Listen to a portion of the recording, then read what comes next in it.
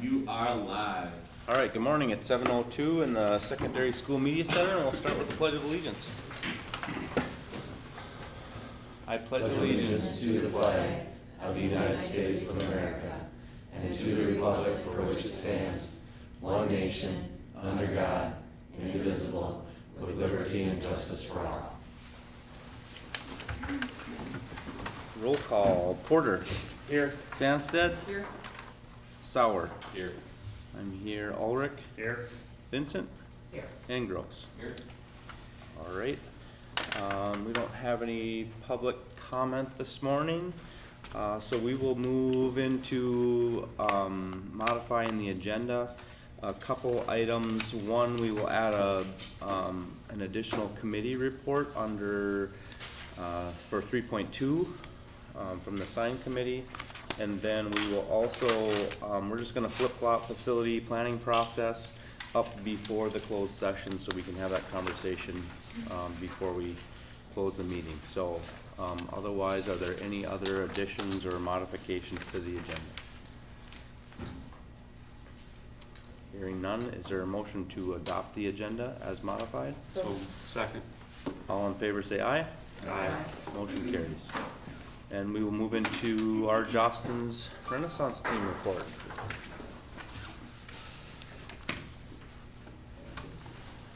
Good morning. Here. Good morning. Yeah, come on up so everybody can see you. Thank you.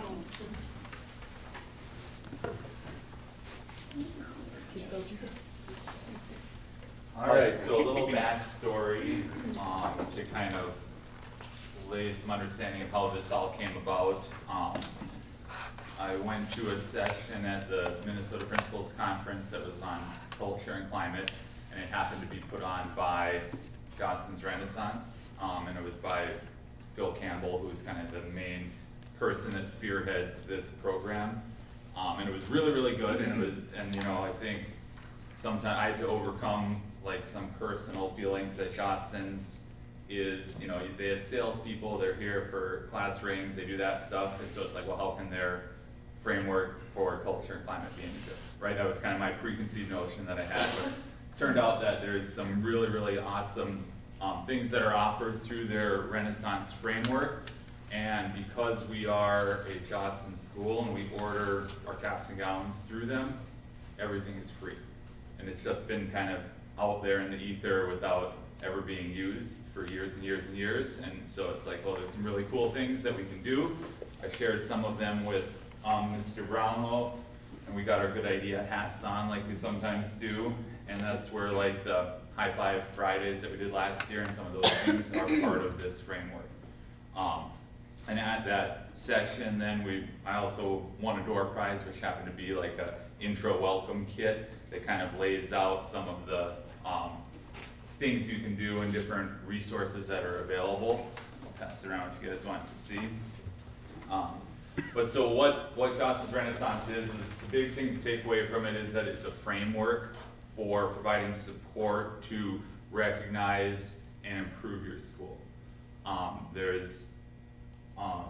It's not a program really, it takes a lot of the things that we're already doing but provides a little bit more structure to them. And I think that was one of the big takeaways from the conference that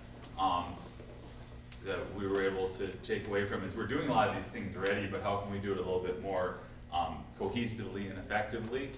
But it's been around for almost 30 years, but I think it's somewhat underutilized by a lot of schools. The overall intent is that you go to bed Sunday night and you are excited to get to school, whether you're, you know, working in the school, you're a student in the school, you want to love Mondays, right? Mr. Brownlee, you want to click to the next slide? We looked at this, it's like it's a framework, as I said, that helps teachers and students love Mondays, and the goal is to support these different aspects of a holistic student. So academic achievement, character and leadership development. Staffalty is what they call staff and faculty. It's kind of a combination. It's everyone who works in a school is staffalty. Right? That will take some getting used to, because when we busted that out, people really hate that word, and it sounds a little dumb, but it's a big part of what they're they're pushing for is that everyone is in this together. We're not staff, and we're not faculty, and we're not custodians, it's everyone together. And then behavior management and developing relationships. And so Mr. Brownlow and I looked at this and we're like, wow, there is some really good stuff. And it turns out there is a conference that's held yearly. It's called the Global Renaissance Conference. And we met with our regional manager for Jostens, and he's like, you know, this, if you can get a team to go to this, it really will be worth your time. And so we were able to secure that trip. We put out an application to staff for people that were interested in being part of this, and this was the awesome group that responded. So if you want to click to the next slide, this is our REN team that went out to the global conference. One thing before I turn it over to you guys, that my takeaway from the conference, and I've been to quite a few conferences, coaches, clinics, things like that, this was the best conference I've ever been to. It was phenomenal. There were a lot of the sessions were also student-led from schools from around the country that brought students to this conference, and they presented on the things they're doing in their school. And it was kind of cool because I say all the time we have great kids at West Central, and we do. It was pretty cool seeing the great kids from across the country. It was awesome. So I think, is that anything I'm forgetting before I turn it over to you guys? Sounds great. All right. I personally think Mr. Wood stole my thunder, but That's great. I'm just kidding. So I'm just going to explain a little bit more about what the JRGC conference was. So it's a conference where schools from all over the country and even Canada, there's some people from there. There was roughly 2,000 people there. 30% were students and 70% were staff. I'm going to give Mr. Brownlow a shout out here too, and I might be taking it from somebody else, I don't remember. But when we were at the airport coming home, we ran into a school that you'll hear about later. And the principal asked Mr. Brownlow, like, well, what's your position? He goes, well, I'm superintendent. He's like, superintendent? They never come to this thing. So I think that's just a really big shout out to him that he's willing to implement this in our school too, and he's willing to be there. So he knows when we do implement it, like someone from the top is going to be supporting us, and he's going to be willing to support us however he can. The JRGC locations changed. So we were in San Diego this year. Sometimes they go to the East Coast. It kind of just depends from year to year where that is. But yeah, like Mr. Wood said, it is a really vibrant place to be there. It's exciting. You can tell that people are there to learn, to help each other, to support each other, just to make it a successful program, or not program, framework. And then, as you'll see in the materials coming around too, but the 6 R's there are the Jostens formula. And as you can see up there, the respect one we've been doing a great job with for a long time. We're going to continue that. Those other R's up there that you see, recognizing hard work, doing all those good things, I think that's kind of the secret sauce that we can build up to continue to make WCA a great place to be. I think next slide. So our perspective, I know Mr. Wood already gave like what his takeaway was, but these were our takeaways from the JRGC conference as well. I already kind of talked about the electric atmosphere that's there, but my favorite part, and the part that gave me chills, like for the first time being there, was when we walked into the first rally and you could just see all the kids like standing up on their chairs and dancing and not caring what anyone's thinking of them. And then staff was also doing that, or staff faculty was also doing that. So it was just really cool to see like how everyone could come together and just make it a positive atmosphere to be around. And it just shows how Jostens Renaissance can make that impact. Jesse and I are going to talk a little bit more about inspiring speakers as we go on, but yes, April kind of did steal my thunder a little bit. My story was going to be about the airport, so I'm just going to tell that story. That was going to be my little story we were going to tell. So as we were going back home, we had to split into 2 different vehicles as we were traveling anywhere. So it was a nice little competition between Mr. Brownlow and Mr. Wood, who would use Lyft and who would use Uber, and which one would get to places faster. So at this moment, it was the Ubers that won, and I was with Mr. Brownlow and Britta, and we were at the airport, and the other group got stuck in traffic, and so we were just off standing, and we were just letting everybody go through the line into and, get ready to go through the airport. And of course, I've never met a stranger in my life, so everybody's going through, and I'm just chatting with everybody, and we're just waiting, and so this man comes through, and a lady comes through, and I'm not thinking anything of it, and, we got coats ready, or sweaters or whatever, and I see a little tag on her bag, and the tag was if you were distinguished at the last meeting that we had, last speaker, and it's like, oh, you've got a tag, and she's like, oh, you've got a shirt, and then we start talking, because we're all wearing our shirts the last day, and all 2,000 of us, kids and everybody, were wearing their shirts, and so we start talking, and I'm talking a little bit, and these two are talking a little bit, and then it's just adults, and there's lots of adults, so didn't know who adult was which adults or whatever, and we were talking about the conference and where you're from, and within, Wisconsin, blah, blah, blah. And then all of a sudden the kids come in, and they're like wearing these big chains they had made. And I remember, I was like, hey, you guys were leading one of my sessions. And they're like, yeah, woo. And they're all excited. And the other group hasn't quite come in yet. And so I'm talking with the kids that led the group. And these guys are talking with the adults. And we're still talking.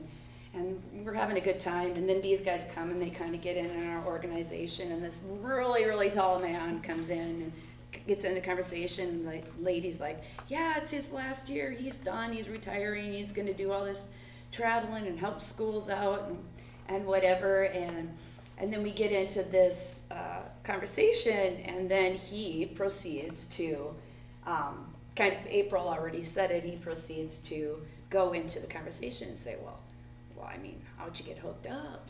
And then it goes into the story like she just said, where they're like, well, who got you? And I pointed to those two, because Nate was in the back, Mr. Brownlow was right there.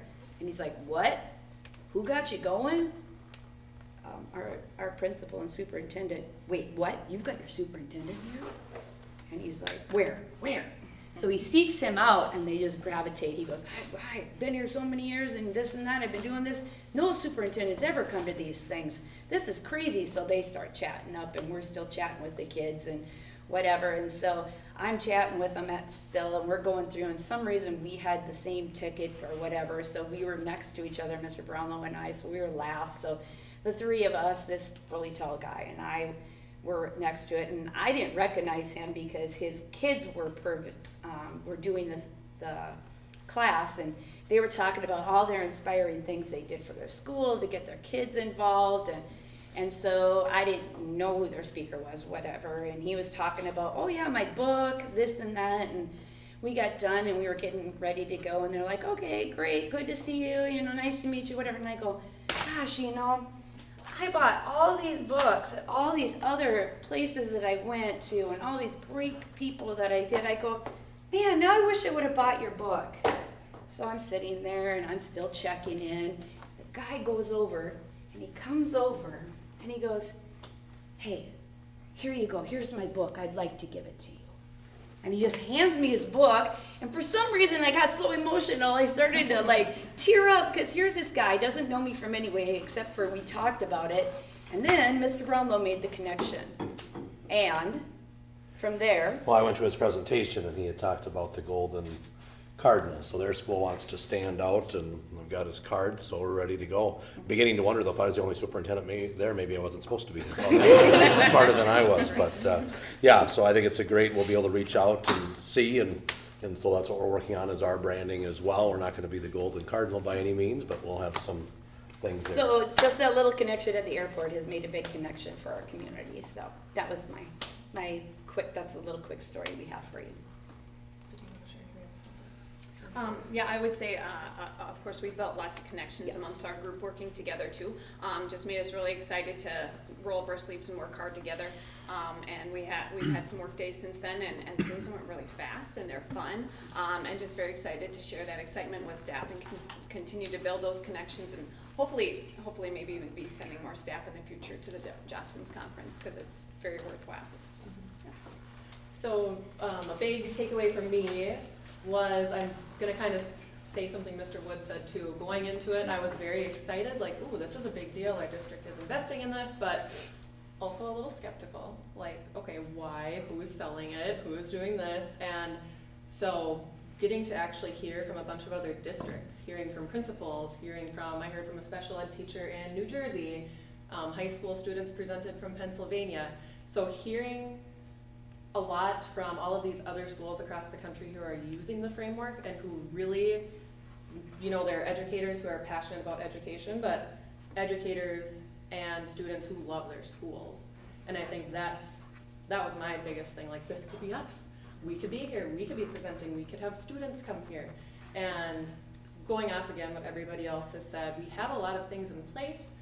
We're just gonna it feels like this is the piece of the puzzle that we've been missing. I think it's me. Yeah, wait, no. Oh, No, not No. me. I'm up again. So we had at the conference, I just mentioned like going to some of the sessions. I wish I would have done the math to figure out because we really took a divide and conquer approach. So I think maybe we ended up in one session together, but how many would we each have gone to? Like at least 5. Yes. But just the makeup of the conference, we have tons of different breakout sessions, but also the big general sessions. Does it say there were 5? Yes.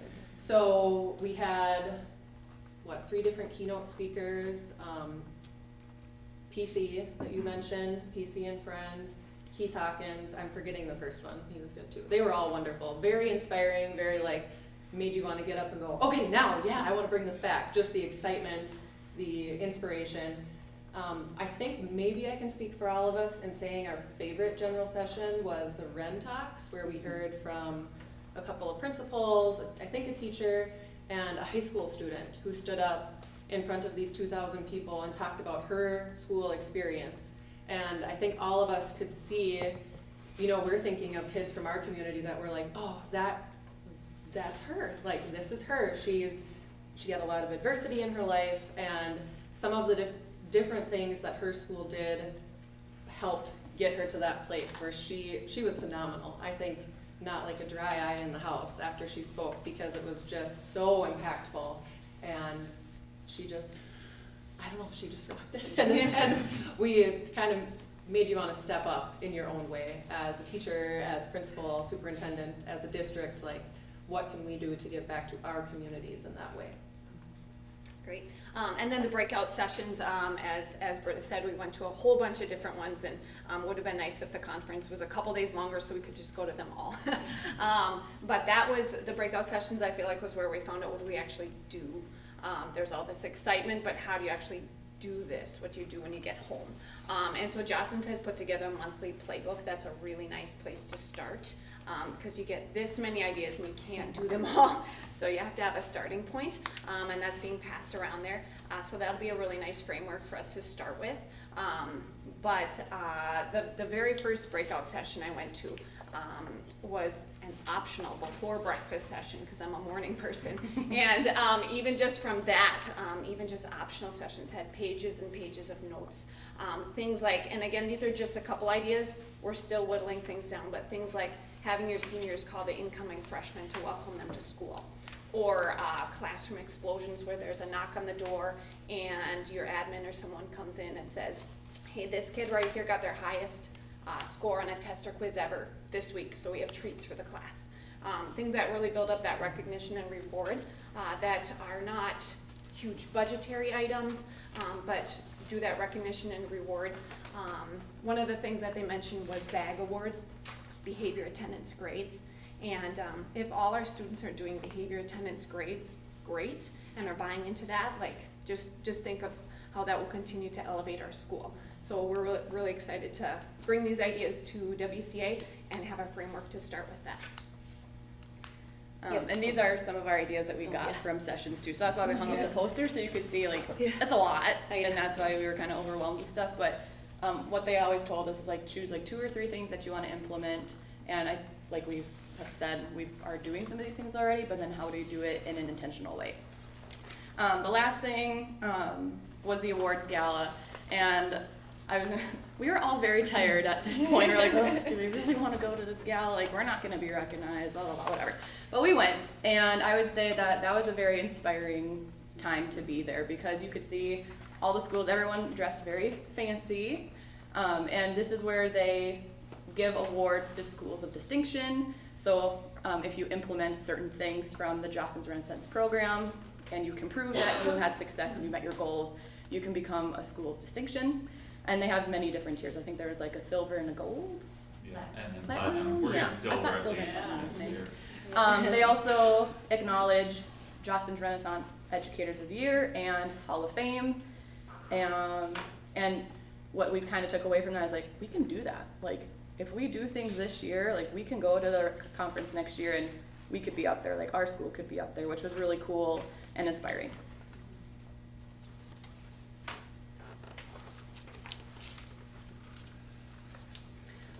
All right, so some takeaways or 3 important things that we learned is that obviously this is a framework, sorry, to help us stay student focused. So what's best for kids? It comes naturally to us to acknowledge people or in kids that are in sports. Like that's just what comes naturally. But what this framework also helps is like, how can we help acknowledge and recognize those kids that are here every single day that aren't in sports or they're not in any extracurriculars? I had a student this past year say to me, he goes, I have not missed a day. Do you think I'm gonna get something for that? I'm like, I don't know. But now this year, I can say, yes, we are gonna give you something this year. Focusing on kids that have good character. So we do like Student of the Month and stuff like that, but maybe focusing on more characteristic traits when we give those Student of the Month awards out. And then just obviously highlighting all those positive things that students are doing in the classroom, out of the classroom, in extracurriculars, not in extracurriculars. The staffalty, climate, and culture, that was really big. Just so many different ways that we can talk about our staffalty and celebrate them as well and want them to be just as happy to come on Monday as well. We have a lot of ideas of how we can do that. We're going to do a little staff cart and bring them a little treat around the room, have the kids help out with that and have them fill out a little card. So many things besides that, but just to help boost some morale and just get that excitement going. Hopefully we can get more staff members involved in this, and we're going to start out by that first day, and it's going to be awesome and great, and Mr. Brownlow's going to, I don't know, wear a banana suit or something. I'm not sure. He's going to jump That was you, around. I thought. Oh, that was me. Oh, that's right. Mr. Wood, who knows what he is going to wear, but I mean, we're just going to come in. It's going to, that first, I'm talking workshop day, by the way, too, but we're just going to come in. We're going to blaze it. We're just going to go for it. We want them to be as excited as we are when we come in and show them that we've bought into this, and we want them to buy in, and we want them to come as happy that first day to school as we have, and show them exactly that we're going to do this all year and we are ready to go. Yeah, I don't know if I have too much to add to that, but just that, again, we have a lot of ideas. The notes up there were from like pages and pages of notes where you thought, okay, what did I even hear again? And I'm so glad we took notes well. But one thing, in one session I went to, they said, okay, so this district, it was a charter school in Arizona, an elementary charter school. And they said, we had these goals for students, it was a specific attendance thing, and then they wanted to incentivize that, you get a certificate, you get your name if you were there all quarter, something along those lines, and they said, we didn't do anything with our staffalty, but just by recognizing students, we noticed our attendance was even better with our staff as well. And so just seeing how there's give and take and improving both is just good. It kind of goes together, it goes hand in hand. Yeah, but I guess I thought too, I'm like, we can't say too much because we don't want to get away That's it. all I know. That's why I was like, oh, I gotta bite my tongue. I know, bite my tongue. I'm not saying any more than that. Yes, and schools also said if they focus on their attendance, their academics follow too, which was great. And then our final big takeaway is starting small, and they said that in just about every session, like pick 3 things. Pick 3 things to focus on the year. You can't do 25. So start small. And I went to several getting started sessions, and everyone I thought, oh, well, we're kind of beyond the getting started. We're building now. So we have some focuses for the year, and we're really excited to get underway.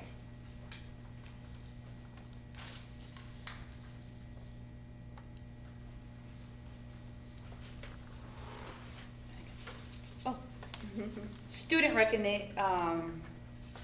just recognizing students in general.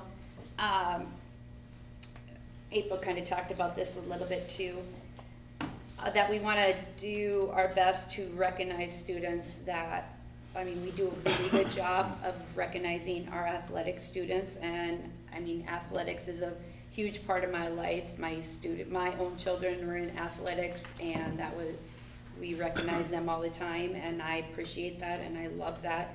We also want to make sure that we're representing all the areas of the arts and attendance and academics. So we put together some plans to make sure that that happens as well. You will be seeing that. I will not let that slip about those. But we have a good plan in place for that. And I had actually started a little bit for the fine arts stuff way before this even came into place. Started that so it'd be in place for this year for fine arts, just being the music teacher, which will kind of just roll over into this year along with some other stuff. And so I think up here in the secondary level, we've got hopefully a good plan started for that, that we've talked about amongst ourselves, Mr. Wood and myself. And hopefully we can have 3 neat things going at least starting this year for that. Again, for even things like attendance and that kind of stuff. Just really important to recognize every part in the aspect of all the good things that we do in our school as well. Going back to that faculty culture and climate, I think the biggest thing with that is that we all came away and we see how important it is that we want ourselves, we want our colleagues to love working here. And we're ready to do a little bit of the heavy lifting to say, hey, we want this so badly for our district. Our board believes in it, our administrators believe in it, and we're gonna get this framework really rolling so that everybody feels that energy and is proud to say, I work at West Central area.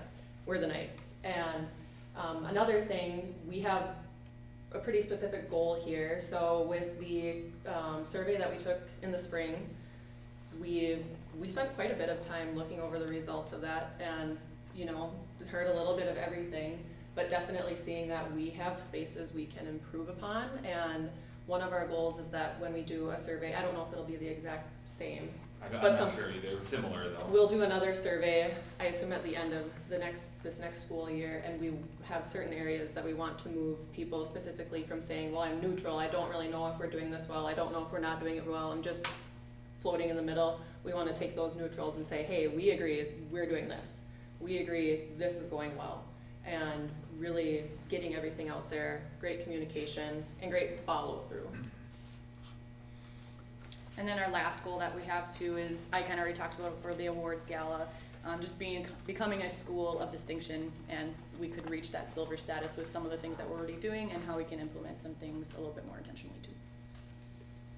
And to clarify, I don't think we can get gold or platinum until after. You can't do it your Right. first year. So Yeah. otherwise, It's this team here was ready to go. So I don't want you to think that we're just going for last place. We're going for the high level. But Well, maybe I get to be the bookend, so I get to wrap it up. We spent a lot of time thinking about a theme for this coming year. Quite a few school districts really embrace the theme to say, how are we all coming together? How do we all rally around a common goal? And so our theme we came up with was Stronger Together, hence our, we think that's our best picture too, our superhero picture. So the theme this year that you'll see us talking about and our staff, and we're going to really be that Stronger Together theme. And I just can't say enough about this team that just presented. When we were together, the energy, the excitement, I'm kind of a rah-rah person, so I love this stuff. But just seeing this team come together and come back after, I'm just so excited. This is such a great place to be. I'm so proud of the work that they're doing and the work that we are going to be doing this school year. And just thankful for us to be on this direction. And I really think, we have some good stuff coming your way this school year, coming into present to the staff. So we're stronger together and we are headed in an awesome direction. Any questions? So is this team that's here now, you guys gonna meet like every so many we're meeting Friday again already now. It is still fine tuning some stuff for the start of the school year, and then we'll meet as needed throughout the school year. And the goal is to add a student team as well. So that obviously we can't do till school starts, but we're gonna find a method of selecting some students to be a part of this as well. And then one of the keynote speakers will be at St. Ben's in February, and the goal is to take a group of students and staff to that speaker. Better than good is his tagline. He's really good. He's better. He's better He's than better. that. Yeah. And eventually, I think one of our other goals is, because there's not a whole lot of schools in this region doing some of this work, so we want to be that regional star, that people come to our school as well to see what we're doing. I know one of the speakers, Phil, that was the other speaker, right? I think he just said, you can tell when you walk into a building that there's a difference, and that's what we want here. And I think PC comes out, we'd like to hold a regional conference here for him to come to our school and invite other schools. And I think the thing that I'll tell you exciting about our staff is the fact that the conference was Friday through Monday. There's no compensation. They're here this morning without compensation. They're excited about this, and I really think that's great work. And so I think coming back to you to report on a quarterly basis to say, here's where we're at, here's our goals, here's our measurables. I think that's what some of us have been waiting for a while, and so we'll be able to bring that back to say, here's attendance, here's academic achievement, here's the other pieces that are there, and hopefully we'd love to have you come through our buildings and just so we can show you some of those things as well during the day to say, hey, we'd like to see this. And I think you're gonna see some real awesome opportunities. I gotta tell you, taking that picture there was a little intimidating, standing next to muscles. I don't know why I picked that side, and then when they said we're gonna flex, I'm like, what? Why are we gonna do that? So yeah, that's, no, I think there's just, and I think the critical point is also that our students aren't here, and we already got some team members that I think going. We met a couple days ago for the branding piece, and the two students that were on that team, they might have been the smartest two people in that group. And we have a lot of great people that were there, but I'm just excited to see what our kids can bring, and hopefully you'll see a change. Hopefully our staff will see a change. I recognize it in the welcome back to school letter, and so I think it's just gonna be one of those pieces that will be able to move forward, and there's gonna be a feeling here after a while to say, yep, this is what we're gonna do. And I think also building on to this Ren team here with more staff, and because we're gonna have to spread that work out and things like that. But as you hear, they keep saying 3 things, keep it small. That's gonna have to be our reminder all the time, because as you hear, they've got, I don't think there's just 3 things, I think it's 3 times 3 times 3, so of that. So how do we come out just to make sure, and that there's follow through, that we don't start something. Oftentimes schools are known for starting initiatives, and then they don't, and at the end of the year, people are gonna say, well, we started here, it was great, but what happened in January? And we want to make sure that that goes, and hopefully the board will see that excellent work. And I guess the other thing that I think what it was meant to be is, everybody here got to go for free. So that budget that I shared with you to say what was going to happen, actually, Jostens allowed us all to go for free. So and then I know some of the rooms, I think there were some rooms that were not on the beautiful side of the resort, so those came in at half price. We So were that's what so you're thinking. beautiful. So- They were very beautiful. Yeah, that's We right. got the So I think there's just gonna be a lot of great things, and hopefully in January, we say, here's where we're at. We'd like to send another team, because I think this needs to be an ongoing piece. I think some of the schools, not that we'll ever be able to get to this, but we're sending 15 kids and 15 adults. And so we eventually wanna be able to have kids go to this as well, to get that excitement, and just have it that eventually who we are is Jostens Renaissance. And there's not too many schools in Minnesota that participate in this. Brainerd, Grand Rapids, Bemidji. Bemidji. And Jostens is a Minnesota company. They're based in Bloomington, but at the school of distinction, there are no Minnesota schools, so we want to be first. I don't think, yeah, we could be the first one, so.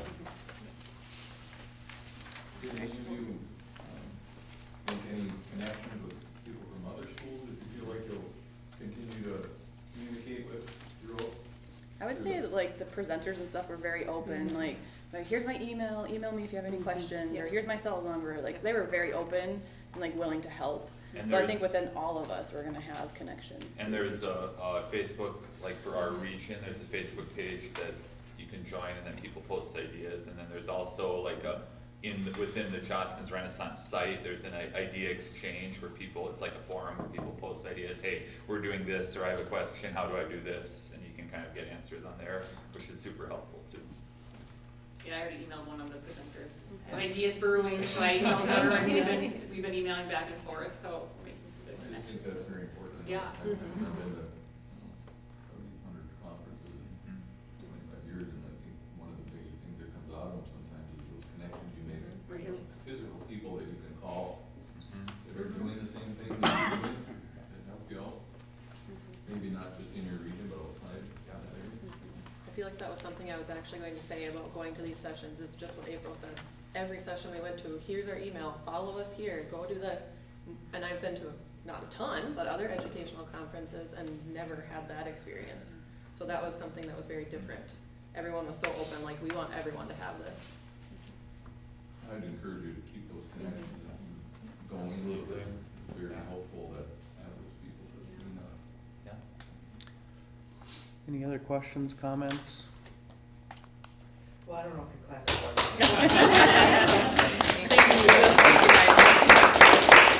The best part is at the first rally, Jake has to dress up as Dr. Doom. He doesn't know it yet, It will be easier, Jennifer, we'll time or something else. I got Say. I thought we were gonna change culture here. All right, we'll move on then. Darren, you had a quick update on the sign committee? Yeah, we met, just going back, there was some parents that brought up the idea of getting a sign on school property of the state championship sign, like a 10-foot, pretty good size, not quite as big as a billboard, but pretty good size sign. So, board wanted a committee to meet, so Jake and myself and Maureen Diss and Brandon Gruco and Amy Staples met yesterday to discuss some things, and Jake did some good research prior to the meeting, like what other schools have done in the past, and there was just a lot of, in having the discussion, and we knew this was kind of why the committee was formed, so it was a good deal, but just to talk about, well, what are the challenges of, okay, well, what about the next team? How far back do we go, and do we do section titles, do we do, if somebody wants to do that, and so after having that discussion, as it pertains to the sign and the sign itself, we kind of all thought that, something like this maybe shouldn't be on school property, and it should be maybe done privately, and which is what a lot of other schools are doing, just to kind of alleviate some of them what ifs and what do we do, and that way, whatever organization it is, whether it's athletics or arts or anything, they can kind of all do their own thing, whatever they want. They just gotta, figure out where it's gonna be, put the work in, things like that. So, from a recommendation standpoint, that's kind of what we came about, and was to, yeah, we think it's a great thing, but maybe it should be, whether it's on the interstate or on a county road or in a city or whatever, that may be the way it should go, and that's probably the way it should be funded. But that being said, there were some ideas that came up about, well, what about a banner, how we put team banners in there, maybe for a season or whatever, we should have a banner hanging up in the gym, maybe they unveil it on the first home game, and it hangs up there, and then just some other, it kind of led into, Jake brought up a lot, well, what can we do more to recognize some of these things? Like, should we continue to meet to see if there's ways that we can recognize our athletes and the, speech, arts, everything? And how do we do that inside the school framework of, records even, should the records be up on the wall? Should we have a Hall of Fame? We never made any of those decisions. It just was like, well, should we keep meeting, to try and continue stuff? Because like Jake had made a comment that PA had kind of talked, back in the day about a Hall of Fame type of thing, and it was sitting in a desk drawer, and so we're, page that we should continue to go so it doesn't sit in the desk drawer, right? Let's get it out and see if we can find ways to do those things. So there was some, sad part about not putting it on school grounds, but there was a lot of positives, I think, that came out of the meeting too, so.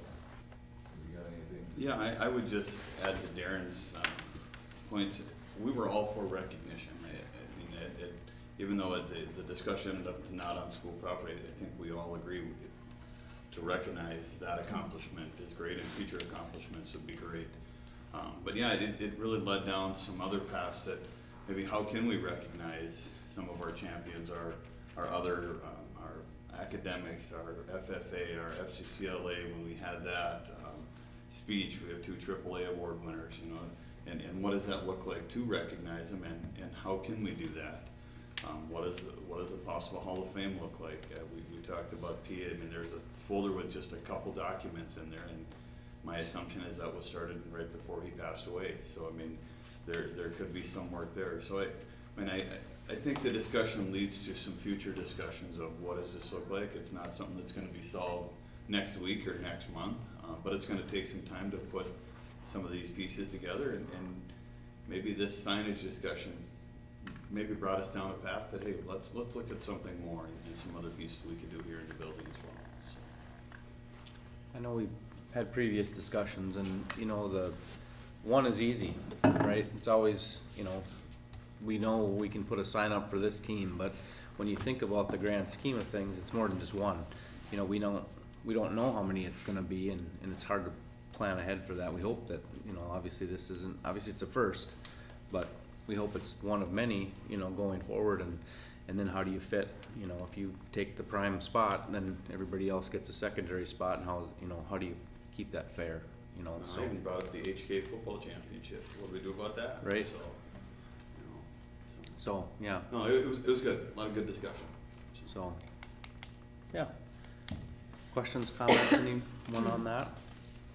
So you guys will continue to work and then bring that back to the board at certain times throughout the year?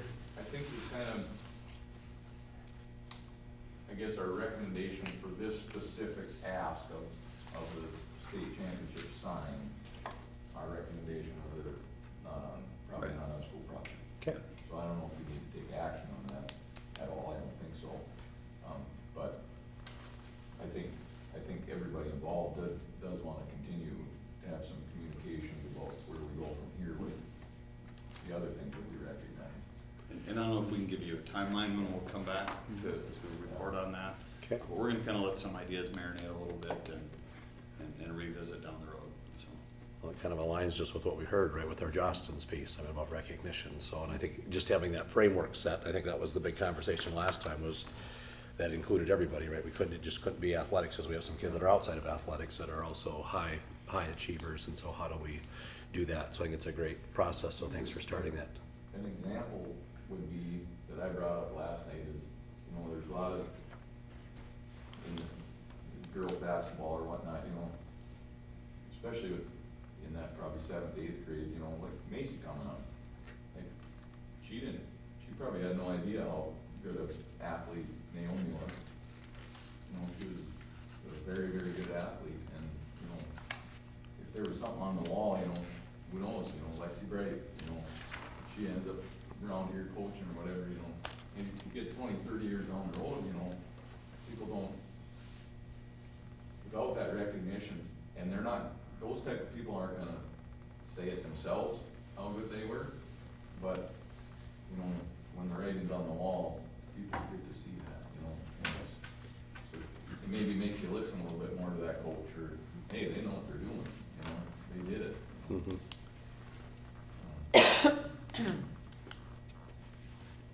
All right. One more, just committee.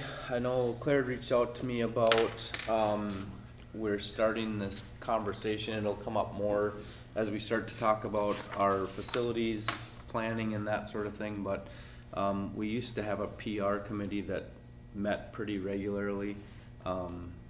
And so as we move forward with whatever the plan we move forward with, we probably need to start having more consistent meetings with that group, just to look at how how this information is put out, how it's, how we use that committee as more of a working unit than just a committee that's been sitting kind of on the back burner for a while. And it probably ties into our Jostens and all those things together as we're talking about branding, we're talking about all those things. That's a committee, a board committee that really could be utilized a lot better than probably it has over the last couple of years. And so as we look going forward, that just might be one of those pieces that we see more committee meetings coming out of that group, with probably more regular updates to the board with how things are going, what the plan is moving forward, communications wise and things like that. So just a heads up, I can't remember, do you remember? Public Engagement Committee is Yep. Kayla Sandstead, Claire Vincent, and Josh Ulrich. Okay, Are the three so members on the Public just so you Engagement. guys are forewarned, you got a bunch of work to do coming up, okay? He knew it wasn't him, so he felt it was safe. I'm like, yeah, let's get these people going. But it ties into everything we've talked about so far this morning, and it'll be a big piece as we move forward with whatever we move forward facilities wise as well, that we make sure we communicate those things well going forward. So we will move into administrative reports. Ms. Hendricks, you All right. get to start. Yes. Well, actually, I'm going to turn it over to Luke. He is I know we got to meet a few of you as he came in this morning, so I'll let him introduce himself. He is our new Dean of Students at the elementary level. I'm Luke Ryan. I grew up in Olympia, Minnesota. I went to Bold High School. I went to I know, not a great thing.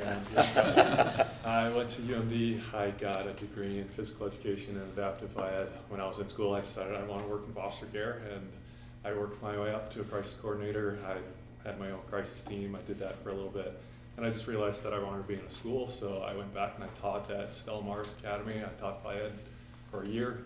And then my fiance and I decided that we want to move back closer to home a little bit, not too close to my parents, but a little bit further away. And so we came down here, started looking for jobs, and I thought, what a perfect position. I still get to work with behavioral students, but I'm also in a school, so I'm excited. Yeah, welcome.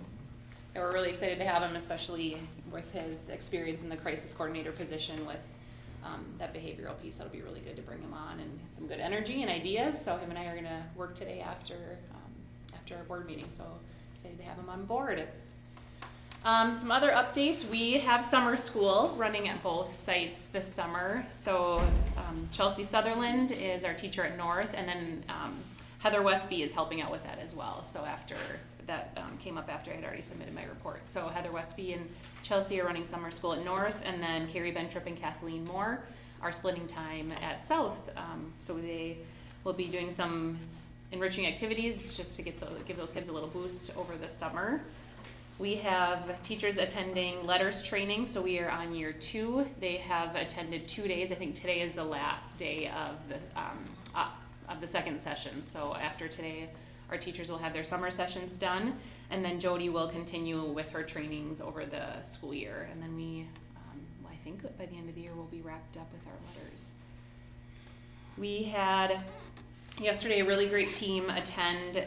It's called PTR, Prevent, Teach, Reinforce. Luke and I were both at that. We went to through Lakes Country Service Cooperative in Fergus, and really around how do you pre-teach or put interventions in place to prevent behavior.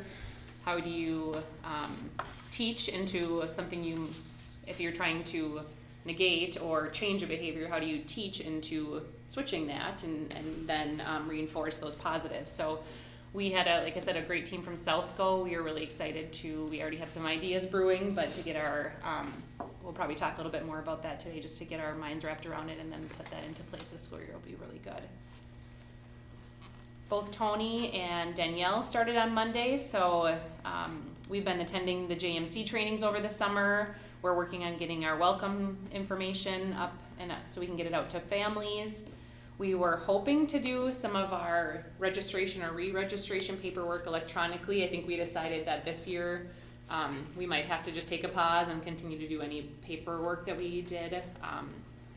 Have parents do that, and then next year we'll try to get that. It was just a lot in a short amount of time to try to get all of that up digitally, but we have well, for sure for next school year. And then we have early entrance conferences as in our welcome week, so our workshop week. So it's just coming up really quickly as well. So we're excited to have that so we can do those early entrance conferences and then get parents and kids back in the building.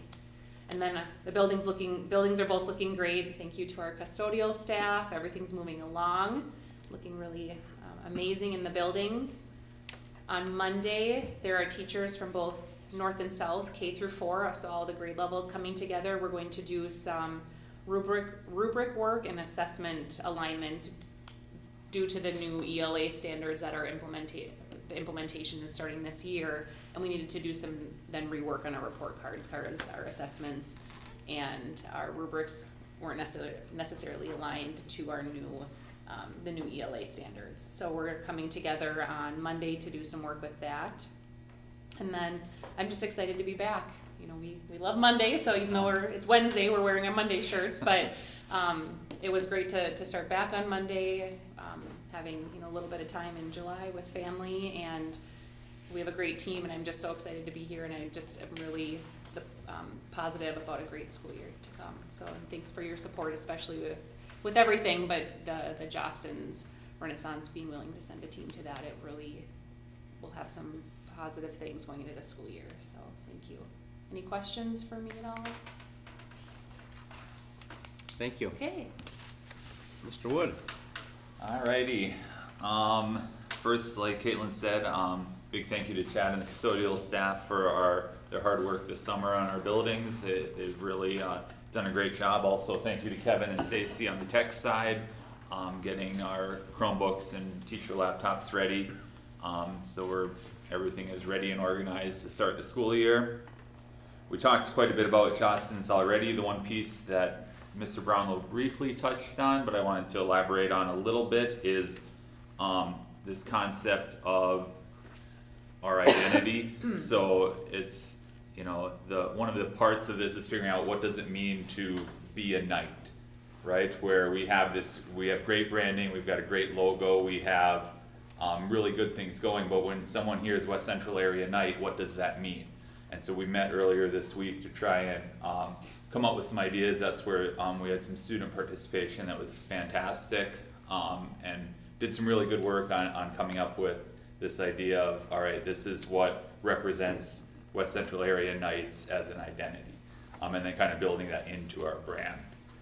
So work is continuing on that piece, but also it was a super engaging meeting. I thought it was well worth the time we spent. So, and then on the system side, like Caitlin said, we're transitioning to JMC from Synergy.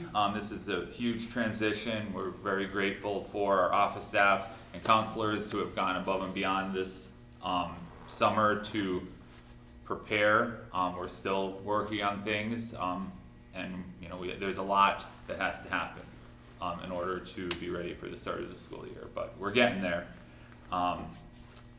Other things, so we're making a few tweaks to our cell phone policy. I think the biggest thing to understand from this is we're just taking our policy from last year and we are adding a consistent piece of what do you do with your phone.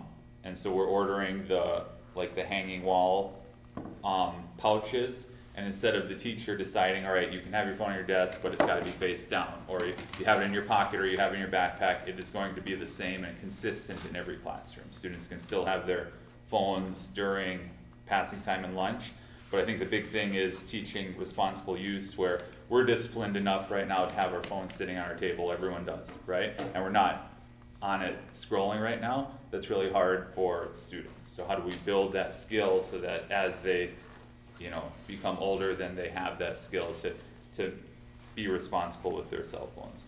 And one thing we heard from staff is it was really hard last year when it was up to the teacher, because then you have this inconsistency of, well, in so-and-so's classroom I can do this, but in this classroom I do this. So we're trying to kind of make that a little bit more uniform across the board. Other than that, everything is the same. The consequences are the same as what we had in place last year. And then, like Caitlin said, early entrance conferences it's a little bit different. They're earlier this year, so it's early entrance conferences. And this is always a really good time to get the school year off on the right foot, to kind of work out some of the kinks before the students get here, and provide students can get their Chromebooks, get set up, be ready to go for the school year. So I guess that is what I have. Any questions? Thank you, Mr. Wood. Mr. Fosleen. All right. Been a busy summer in the activities office. We've had lots of things going on. You'll get a GoFan presentation later on in the agenda. I sent Mr. Brownlow a couple recommendations for negotiations for Knowledge Bowl and BPA. We had our 7-12 coaches meeting here on Monday. We had 27 coaches in attendance, which was probably our high, if I go back and look. I know it was more than last year, but it's got to be pretty close to our top number. We also had our all-sport meeting Monday night. I thought attendance there maybe could have been a little bit more, but it was still fairly well attended by our public.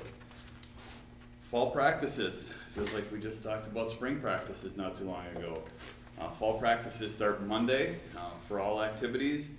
There are some junior high practices that will start the following Monday on August 18th. So we have, I shouldn't say we, Kevin has installed some new huddle cameras for us. Thank you, Kevin, for doing that. We can now stream on court 3 on the auxiliary court, albeit it's a different view. It's an endpoint view. It's not the perpendicular view that we have on the main court. We can I add one thing that Yep, for sure. Those ones are fixed views, so they do not zoom and track. They're not artificial intelligent equipped cameras. They are just static cameras. And we've put that one on court 3 and on the end of the main court as well. And we have also installed a huddle camera in the auditorium so we can stream things in the auditorium as well. Another change that happened this summer, I changed some sponsorship levels and other details with our corporate program. Added the option for sponsorship on Huddle as well. I've been working with Instaprints and Alec to streamline banners and logos. It's been a little daunting, but Cody and I over there are making progress.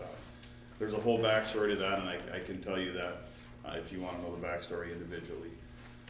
Looking to complete that dugout project, and you drive up and still see the dugouts there. We'll get to that. We've just had plenty of other things go on. So our hope is sometime in August and September we can get those done and in place here before the snow flies.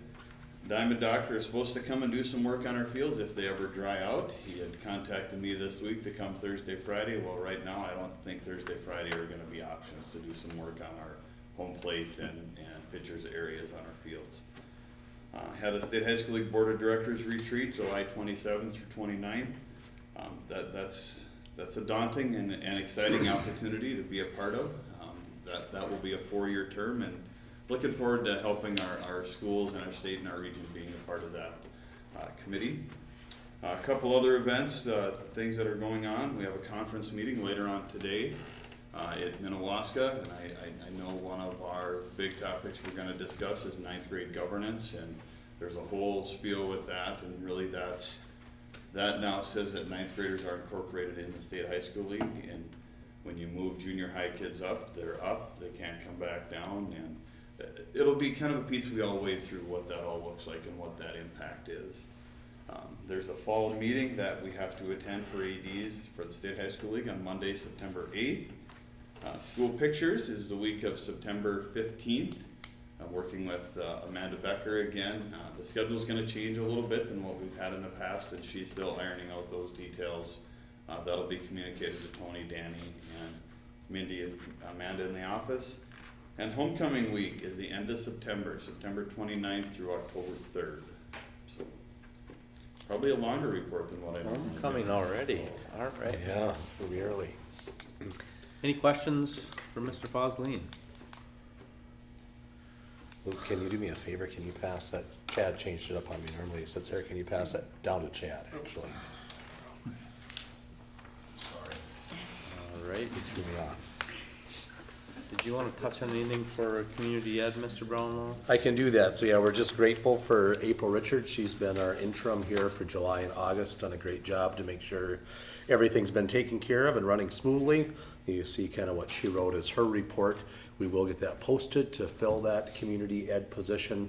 Right now, I'm looking at probably 20 hours a month and roughly $30 an hour, so $600 a month. So over the course of the 12 months would be about $7,200 to take care of that.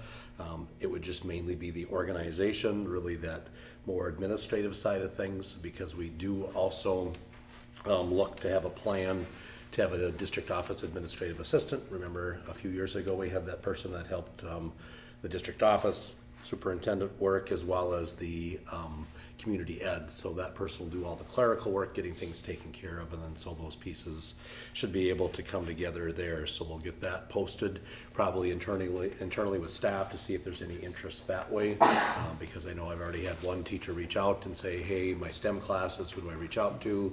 How do we get this organized? So I know we got to get that done sooner than later. So we'll do that. Plus we have the adult volleyball league coming up, ski day or ski stuff coming up, so that'll start to ramp up, and we just want to make sure that we're ready to go. So you'll see a couple of those job postings, or I guess that's my recommendation, is to put out for that community ed as just a stipend position for this year to see how that goes, since we did break that off the dean of students role, and then kind of go from there to get that set. And like I said, hopefully we'll be able to bring back some information too for what that district office position or who that would be at the next board meeting. So she had lots of things still going on. Megan had it all set up before she left, but April's done a nice job of making sure that it flowed smoothly and that there wasn't any major hiccups for the summer rec or community ed programs. Perfect. That brings us to technology. The wonderful world of technology. Other ways. All right. I need to start off by saying a huge thank you to Stacy and all the work she has done. Normally I wrap up with that. However, I feel as though it is important to start with that because the pieces we've been able to accomplish this year would not have happened without the expertise and hard work that she has provided the district. So because of her, we'll actually be able to start school. I was considering pulling the plug, but she got us over the hill, so I appreciate that. A couple system upgrades we have this year. We're adding some additional backup storage for a third layer of security. So a lot of our data pieces are backed up to different cloud sources. I added a on-site physical storage as a backup as well, just to provide us that extra peace of mind. It's always good to have kind of those three different options, because if there were a like crypto lock or something like that that comes in and locks down everybody's data, which is very common right now amongst public entities, mostly like municipals and stuff like that, but you lose all of your data, and it can cost hundreds of thousands of dollars to gain access to it back. Sometimes you never gain access to it back and you have to recreate everything. So very small investments that could potentially make us a huge, be a huge benefit for us. Hopefully we never have to use it. Kind of a lot of the technology system upgrades as far as like access points, efficiencies, all of those pieces, a lot of those things go completely unnoticed, and that's the goal. When it comes to technology, if you notice and recognize the technology, it's usually because there's issues. If you don't recognize that there's any changes to the technology and it just works, then that's a good thing. We are reducing some of the licensings that we've had that we aren't utilizing to the maximum.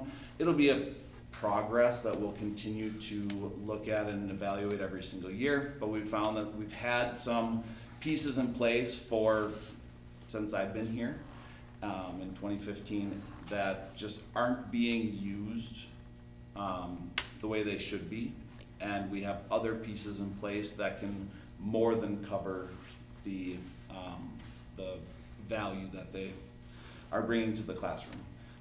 ultimately the return on investment when it comes to education technology is how does it positively impact the students, how does it positively impact the teachers, instruction's number one, efficiency's number two. Device upgrades, we have teachers got refurbished laptops this year. That continues to be our best return on investment or bang for our buck. We are generally getting laptops for about 30 to 40% of what they would cost new, and they're still covered full accidental damage protection for 4 years, which is the important part. Printing changes, have not talked to Paul about this one yet. Sorry.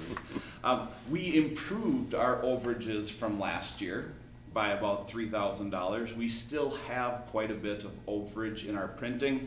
I sat down with Liberty Business Systems and reviewed our contracts. One of the issues we have is we are not using the full contract for black and white printing. Our color printing is where we're getting our overages.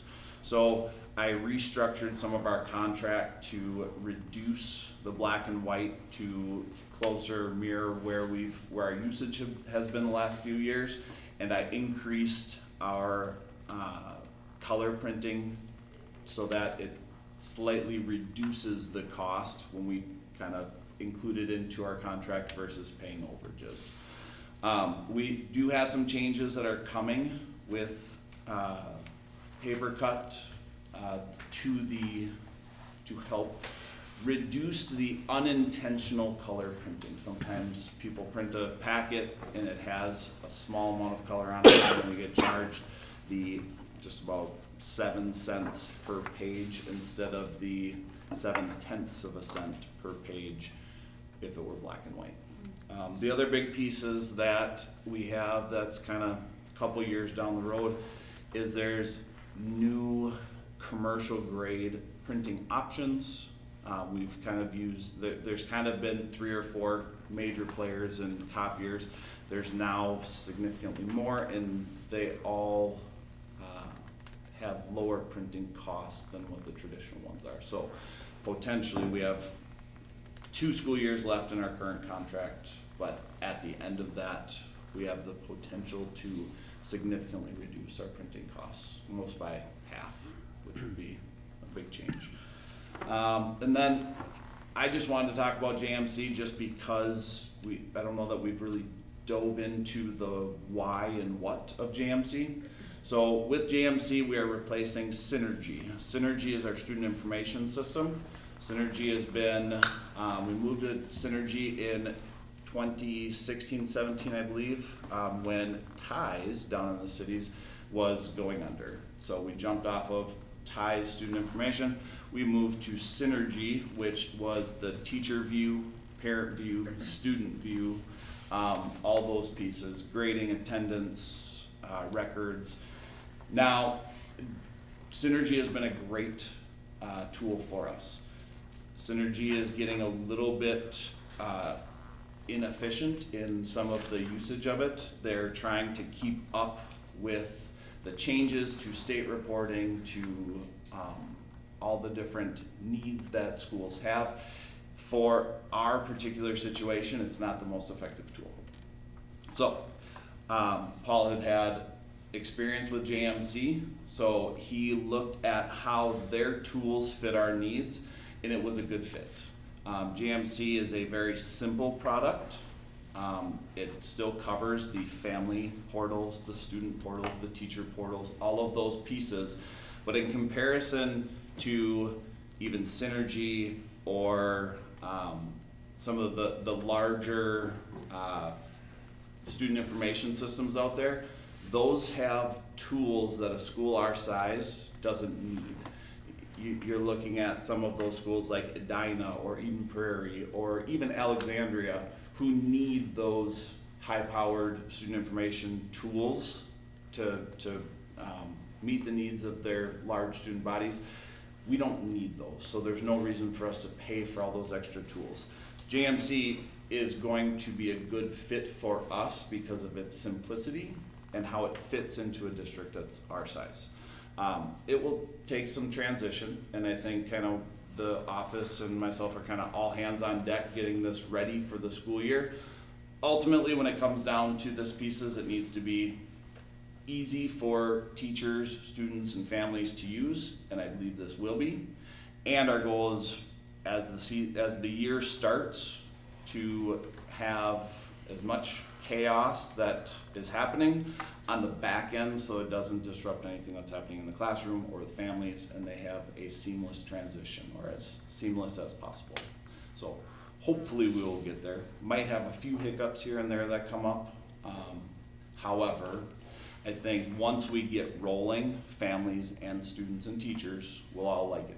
And it'll be a easy tool for them to use, similar to how teacher view and student view was. And this one, in theory, should be even more user-friendly for them. Perfect. Questions, comments for Kevin? Thank you, Kevin. Absolutely. Mr. Norberg. Hey, good morning. Thank you very much for the acknowledgement of my staff and stuff, but yeah, I've had a crackpot crew, and in the 8 years that I've been here, the facilities, all three of them are the best that I've ever seen them. So please, if you see them in the hallways or whatever, it's on them. They've done a great job. Wrapping up with our summer work and things like that, we've got everything prepped out there for the dugouts, for them to get ready for the whoever Jake's got lined up to take care of that. We've got that taken care of. The steps at North to get repaired will be done by the start of school. We're piggybacking on a couple of projects that Jesse's got in Elbow that is helping out instead of just having him specifically come pour our concrete steps. What else we got going on? The switches for the hoops in the gym, those are all done. They're all complete. The box is outside. So now you have full view of everything that's going to be dropped in that gym. Well, not literally dropped, but put down. Maybe that's the word I should say, huh? Lowered, yes. Slowly. Lowered or raised, yes. You don't have to stand behind a wall. That's all taken care of. Curtains for the auditorium are here. They were scheduled for the first week in August to do that, but got moved back, so it's gonna be kind of the first week in September. Myself and our staff, we've taken everything down, so it's all ready to go and complete. We also cleaned out the backstage area and kind of sorted piles on the stage, and the pallet racking is up and all connected. We're just waiting for the theatrics department, and I was gonna talk to Mrs. Stark, because I know she has some stuff from homecomings and things like that that could also be stacked back there, so they can get that all organized and taken care of. All of our roof projects are done. Those have all been taken care of. What else do we have? Wood chips, Mr. Brownell's been working on that. Hopefully we can get those in, and we'll try and get those all spread out. One thing, Monday I had a phone call with Ellingson's. They are waiting for water to waters to be shipped. They have everything set up on their end as soon as they're shipped and get here, they'll be able to get on the project right away. They're not gonna sit in a loading dock or something for a couple months. So, as far as school taking place, I don't think that's gonna be a problem, because it's in the penthouse up above my office area, and everything will be taking place out of the loading dock area, so we shouldn't have to worry about staff or affecting anything during the school. Fire marshal, because of the curtains, we got those taken down. I should have said that with the curtains. I sent pictures, sent documentation and all that stuff, so we've been all cleared. All of our check marks or whatever with the state fire marshal, we're cleared on that. Boilers, state inspection was yesterday. Everything was taken care of there with that. We're all good to go with the boilers, so now we just gotta wait for it to get cold so we can put them back together and start them. And late yesterday afternoon, I got a email that our scoreboards for North are shipped. So, I've also contacted the people that are putting them up. They're fully aware, and as soon as they arrive at our facility, I contact them, and they'll be here within a day or two to get them up. Great. So as far as all that goes, yeah, we're set and looking good. Final touches going on around the buildings. We're just checking all toilets and sinks now to make sure there's no leaks. Questions or anything? And the roofs have been tested, those are all, you didn't say anything about the roofs leaking, those have been tested, though, they're working too? Yes, they are. The outdoor classrooms are done.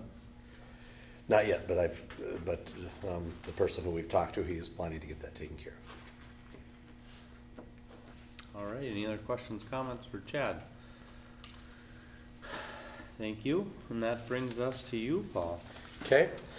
Staffing, like I mentioned earlier, just, we still have that music position that we thought we had a candidate, and just took a couple weeks to finally said I just need an answer, yes or no. I said no is perfectly fine, we'd love yes, but it's not gonna work, and just came back and said no on that. But I think we have another potential lead on that. Of course, we've been looking to share with Herman, that lead may change that up just a little bit, but I feel pretty confident that we'll have somebody ready to go for the start of the school year there, not necessarily licensed in music, but has some background there for that. And then also that vacancy in the district office, just to get that taken care of, because that was mentioned to me earlier this morning that we don't have a whole lot of things coming out on public relations or anything like that. And I know Maggie's done a nice job. Of course, Megan was doing a lot of that before she left, but we need to get that back up and communicating with folks there.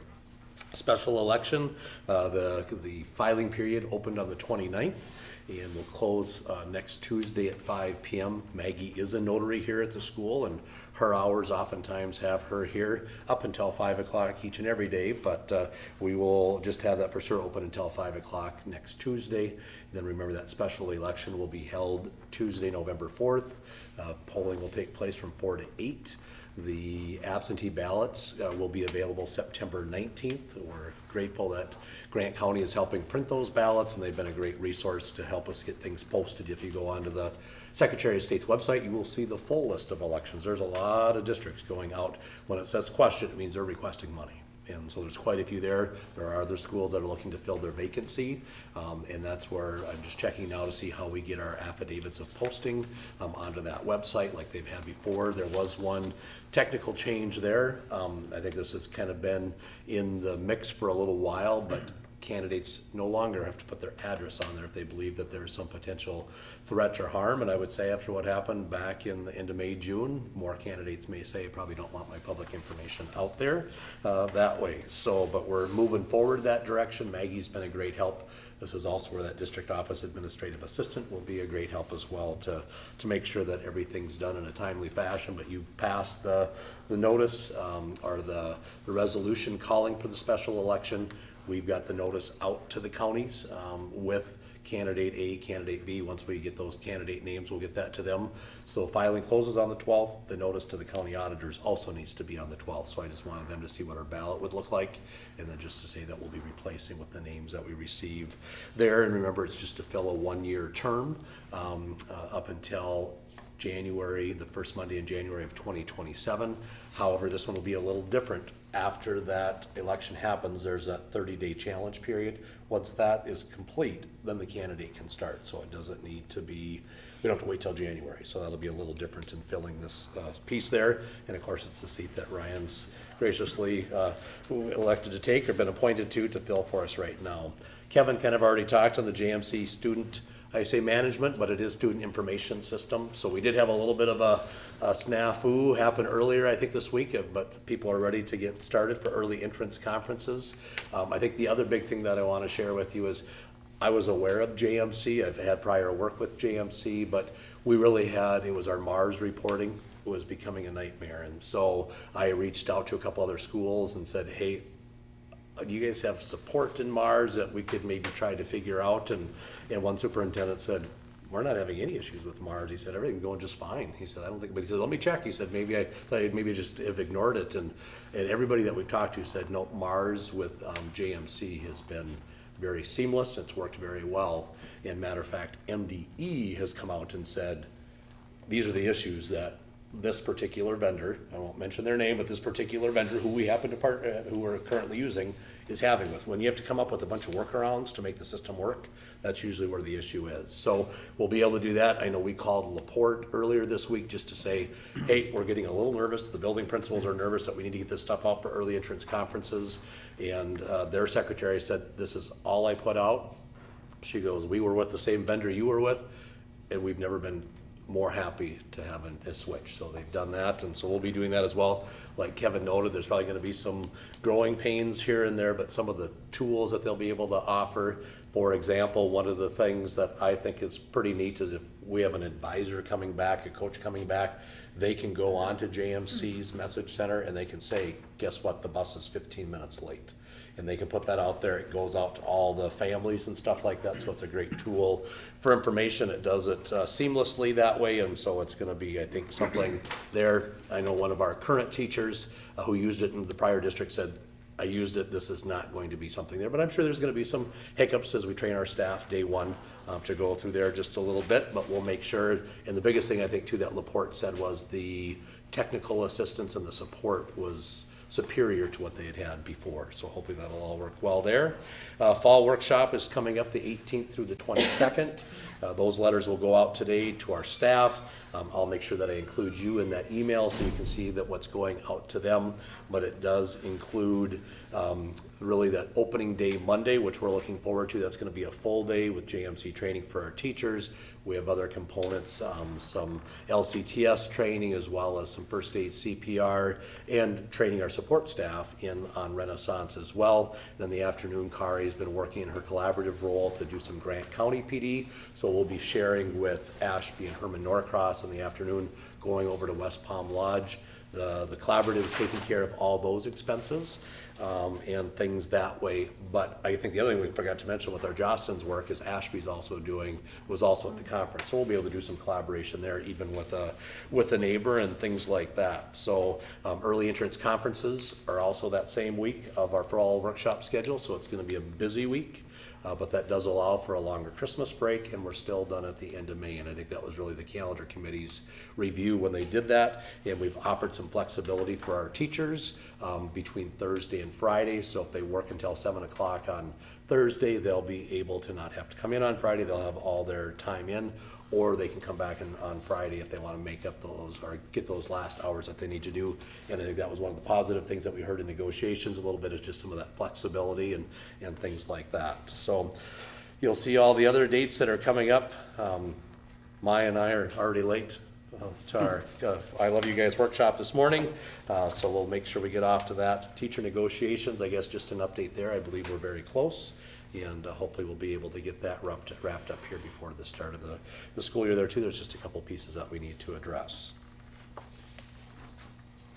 Questions, comments for Mr. Brownlow?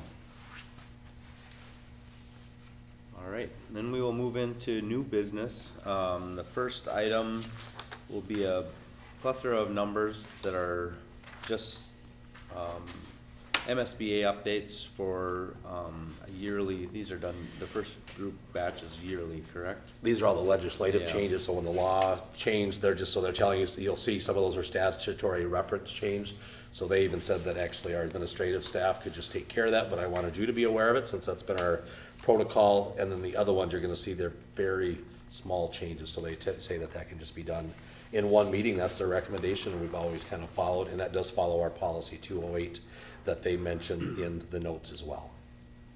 So these first items will be just one reading. We don't have to do the second one, and they would be policies 414, 416, 418, 425, 501, 503, 514, 515, 516, 516.5, 524, 534, 602, 606.5, 613, 620, 621, 624, 707, 709, 802, and 806. You would have gotten all those just with the clerical updates. Are there any questions, comments on those policies? I'll look for a motion to approve those. So moved. And a second. Second. All in favor say aye. Aye. Motion carries. So item 2 would be the first reading of the following policies with statutory and recommended changes from MSBA. That would be policy 527 and the form student use and parking of motor vehicles, patrols, inspections, and searches. 528 student, parent, family, and marital status non-discrimination. And policy 529 and form staff notification of violent behavior by student. That is just the first reading of those policies. I probably could have did that in one as well, because it's the same policy from August of 2022. There are no changes, but we'll follow the same practice that we've done before, but there are no changes. So as you noticed in your packet, it's the exact same policies, nothing's changed. Any questions, comments on those? Then we will move forward to review and approve the following handbooks. Elementary school student handbook, secondary school student handbook, elementary school staff handbook, secondary school staff handbook, coach's handbook, and daycare handbook. Are there any questions, comments? You have any? I just, maybe if the administrators want to just give a brief summary to say if there was any changes, what those maybe look like. I think it was pretty minor from my understanding. Right. But if there's anything that sticks out, I know cell phone policy was something that we had talked about with both, because the legislature has kind of directed us to do that, but it really was supposed to be set back in March, and so I think we're kind of keeping things consistent, with the exception of, like Mr. Wood said, just some consistency, because that really kind of came from our staff, I think, saying, right, that we need to have one consistent plan because we're all over the place, so that's why you came up with the pouches to take care of that. But is there anything? Yeah, no, our student handbook didn't change much. We already had no cell phones and no smartwatches. That was in previous, so we kept that the same. And then I just took some of the same language that Nate had. If there was, we don't typically see cell phones really come into the elementary school, but I just took the same language from what Nate had and some that came out from MESPA to add if there was a violation, these would be the steps that we'd follow. So, like I said, we already had the no cell phone and no smartwatches. It did come up at the end of the year just to maybe reinforce more no smartwatches, because there was some calls being made maybe during the school day, and so that, like I said, that was already in our handbook previously, and all I did was just take some of that language just to say if there was a violation, these would be the steps we'd follow, which is similar to the high school. And then our staff handbook pretty much stayed the same. I just added a little blurb about our leadership team, really what is our purpose and our goal when we meet. So, any questions about those for elementary? Okay. And you see, secondary was adding that piece on our cell phone policy and modified our advisory weekly plan a little bit, just from, instead of doing the lesson every Friday, it's a monthly lesson, and that will tie into the Johnston's, has a mental health lesson that is a monthly theme. And so instead of doing that every week, we'll do the theme that ties into the Johnston's Renaissance Framework. Those were the two changes there, and then no changes to the staff handbook. As far as the coach's handbook, just some minor grammatical changes, some words I had misspelled and some dates I had wrong, so. How does the cell phone go on the secondary side? So teachers and still have the ability to allow students to use their cell phones as tools? Yes. Because Like if say there's an app that you want to use in your classroom, hey, everyone grab your phone, we're gonna scan this QR code and work on this together, that's absolutely appropriate, yeah. And how are you gonna handle, so there's gonna be more consistency on the student level. Do you have plans for more consistency on the staff level of use of cell phones? Because if the kids are sitting, their cell phone's gotta be in the pocket, they're seniors, they're adults, they're gonna go into the next world, Do you have plans to address that, make sure that's consistent so that staff isn't, Well, I think if that's an issue, it needs to get reported, you know what I mean? Right. Like, I think that. It's the kids that are gonna report it, right? Right. But I do think that, yes, probably looking at some type of overall electronic device policy as a district, right, is a good idea. It's a little bit, right, it's a little different between a staff and a student, right? Students, if you have your coffee cup as a teacher, it's different than if you're a student. So I think there's some flexibility that needs to be looked at for that. But I do think also if this is something that's consistently being a problem where you have teachers on phones and not modeling the appropriate behavior, that is something we would want to address, yes. And if I were to piggyback on that, I think that is in the rarity here that does go on. And if it does become a problem, I think we would address that. So, Any other questions, comments on the handbooks? Well, I updated the daycare handbook. Ryan pointed out that I forgot to change one name there, so we'll get a name updated there on that piece. Remember, Amanda Reyes will be taking over a lot of that daycare stuff there. We're gonna allot time so she can actually do the management piece and the supervision piece instead of just always being in the classroom doing the work with the students, so we'll allow for that. Then we did increase the rates. Remember, we're still working through, Tanya's really digging into our community fund because that's where we have our biggest deficit in all of our funds. And so we did raise the 3-year-old per week from 150 to 160, the 4-year-olds from 110 to 120.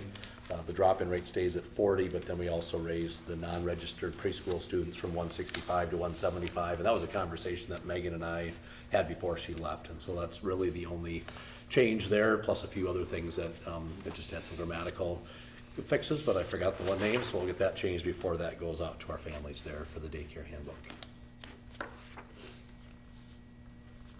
Other questions, comments? I would look for a motion, excuse me, to approve the handbooks. So moved. And a second. Second.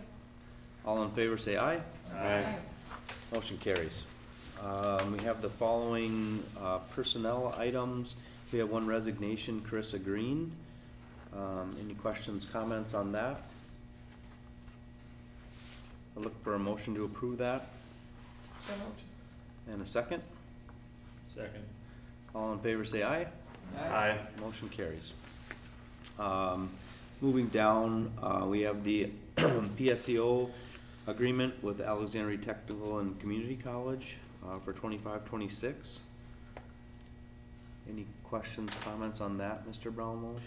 Annual thing, we have some students that participate in the PSEO program. We always want those contracts taken care of because there is some funding associated with that from MDE or from the state.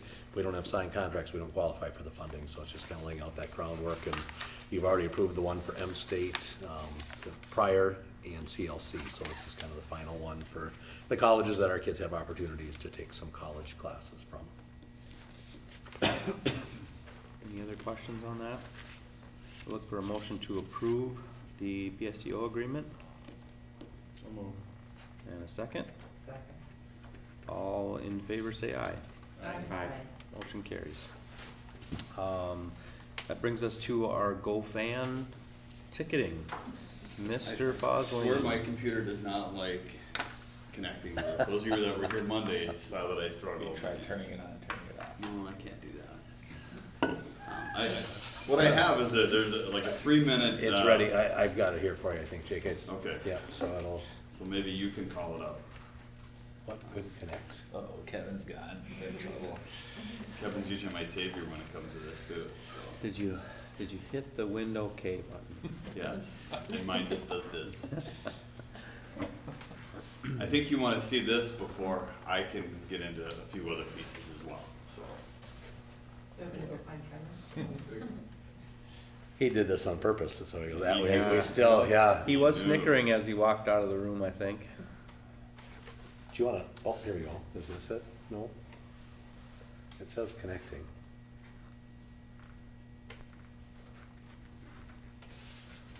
One of us is gonna get on, so. It's a race between Paul and I. Couldn't connect. Are we on the right input? Alright, well, anyways, as we try to get this to work, you should have been sent a couple resources, I think you guys, from Mr. Brownlow. Some resources from GoFan and some things I put together. This is something that I feel very strong on, and it's something that has you attend events and continue to attend more events. You're going to see more and more venues move to cashless. As we discuss this in the office, I think the one thing that we really need to consider here, if it's something we move forward, and I'll credit Mr. Wood for bringing this up, if it's an option where we do explore this, we believe DFS needs to have a cashless option in the concession stand. I've sent some resources to them as well. They were set to meet last Monday, however, things came up and that meeting got postponed. So I was hoping to have some information from their discussions to you. Unfortunately, I do not, but I know they are going to discuss it as well. Again, for them not eliminating cash, but at least have the option for a cash reader or a card reader to go cashless. For GoFan, hey, there it is. GoFan is the provider. It is the provider that Region 6 has said they will do all playoff games with.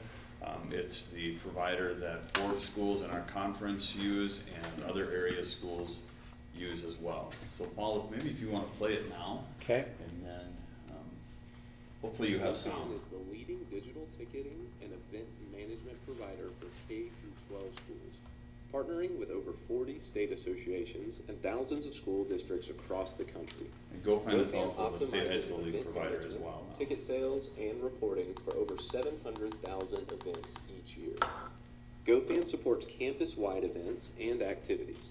Our core product suite includes mobile event tickets, digital season passes, and on-site card payments. Streamline sales and reporting for tickets, season passes, concession items, and fundraisers.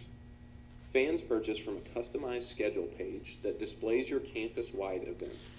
Using the filter options, fans can quickly find relevant events and purchase tickets on the web or through the GoFan app, available on iOS and Android. At the event, fans present their tickets on a mobile phone. Tickets can be used in real time with a green checkmark animation confirming valid entry. No scanners or Wi-Fi needed for ticket redemption with GoFan. Used tickets are accessible within the fan's account but cannot be shared or duplicated. GoFan Box Office unlocks flexible on-site payments across school events, including ticket and pass sales, concessions, merchandise, and more. Each box office kit includes an iPad, data plan, and card reader. Card payments are captured through the same event sales report and payment as mobile sales. Utilize pre-generated QR code signs to sell mobile tickets on-site and alleviate long lines. Fans can purchase seamlessly with guest checkout and mobile wallet integrations. GoFan mobile passes solve 3 distinct challenges for administrators: fulfilling physical passes, avoiding lost cards, and eliminating passbacks. Fans can purchase and manage mobile passes from their phone. Pass options can be customized from sport-specific to all sports.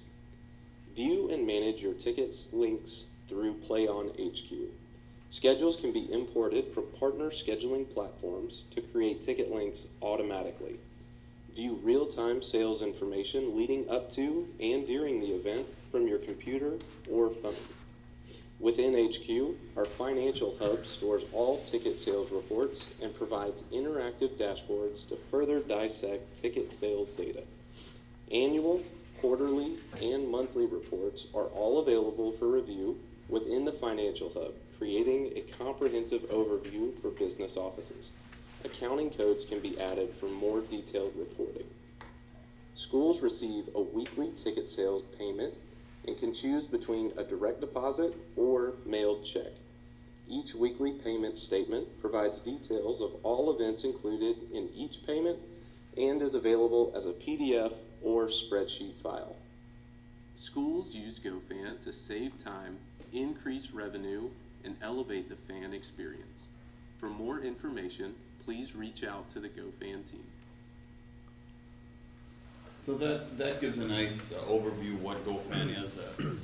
When I talked to them, I asked them to put this together. It's not something just for WCA. I felt it could provide you guys a much broader background on what it does. Our cost to implement would be $0. If we were to add an additional card reader or additional resources, then there would be some cost to it. They would provide us the card reader and different resources that we would need to go with this provider. We set it up however we want. We set up our student passes, our rates, basically we tell them this is what we want it to look like. Everything is all done, as you can see, all online. All the reports get sent to Maggie. There's no recounting the cash box, no reconciling it. When you do get your ticket, there is no scanner. All you do is, as you come in the door, you just touch the phone, and that's your entry in. When you purchase a ticket, say Nate doesn't know how to use his phone and he doesn't know how to buy a ticket, I can purchase a ticket, I can transfer it to him, and he doesn't need the GoFan app. It'll just come through in a text message. They open it, boom, he's in, done. So it makes for a very seamless integration into the gymnasium. Those of you who have been here on large events, you know sometimes our ticket gate can go all the way back to the office. For football, we've seen cars all the way down the road waiting to get in. That's right, I really feel there's some value here to move to online for that ease to get into our arenas. We set the prices however we want. Our current rate is 8 and 5. I do know and I recognize there is some apprehension of a service fee, and that does come along with this. For every ticket that you do sell, GoFan does get $1 of that ticket. And that's a non-negotiable, that's just what it is. If you incorporate, say we want to sell our season passes and different things, they have a percentage rate the higher you go. So say you sell a student pass at like $60 or a family pass at $60, there's a 3% charge and some other things. So it might end up being like 68 or something. And I haven't done any of those math equations just because we don't know what those numbers would be. Again, this is the provider for Region 6. This is a provider for State High School League. I mean, I could go on and on. You guys have the resources that he sent as well. And I think right now, if you have questions for me, I don't want to take up a lot of your time about this. I'm willing to answer anything that has come your way. Just one, I think you mentioned that the other schools in our conference use this. And there's a punch card type setup in this. Can you buy it and use it in all the locations? So if we do a punch card for WCA, that would only be for our home events. So I could go to Minnewaska, say I wanted to buy one at Minnewaska because they do GoFan as well, I could. But it's mainly for your home events. The other part about GoFan is it integrates right into our school. So those of you know I like to push the Our School app. Ticket links automatically show up on there. If you've looked at games that we have right now with Minnewaska, their links are already there. Minnewaska uses it, Sauk Center, Melrose, and Montevideo all use it. And that will be a discussion today at our conference meeting as well. Where is this going? I would say this, I mean, this train is moving.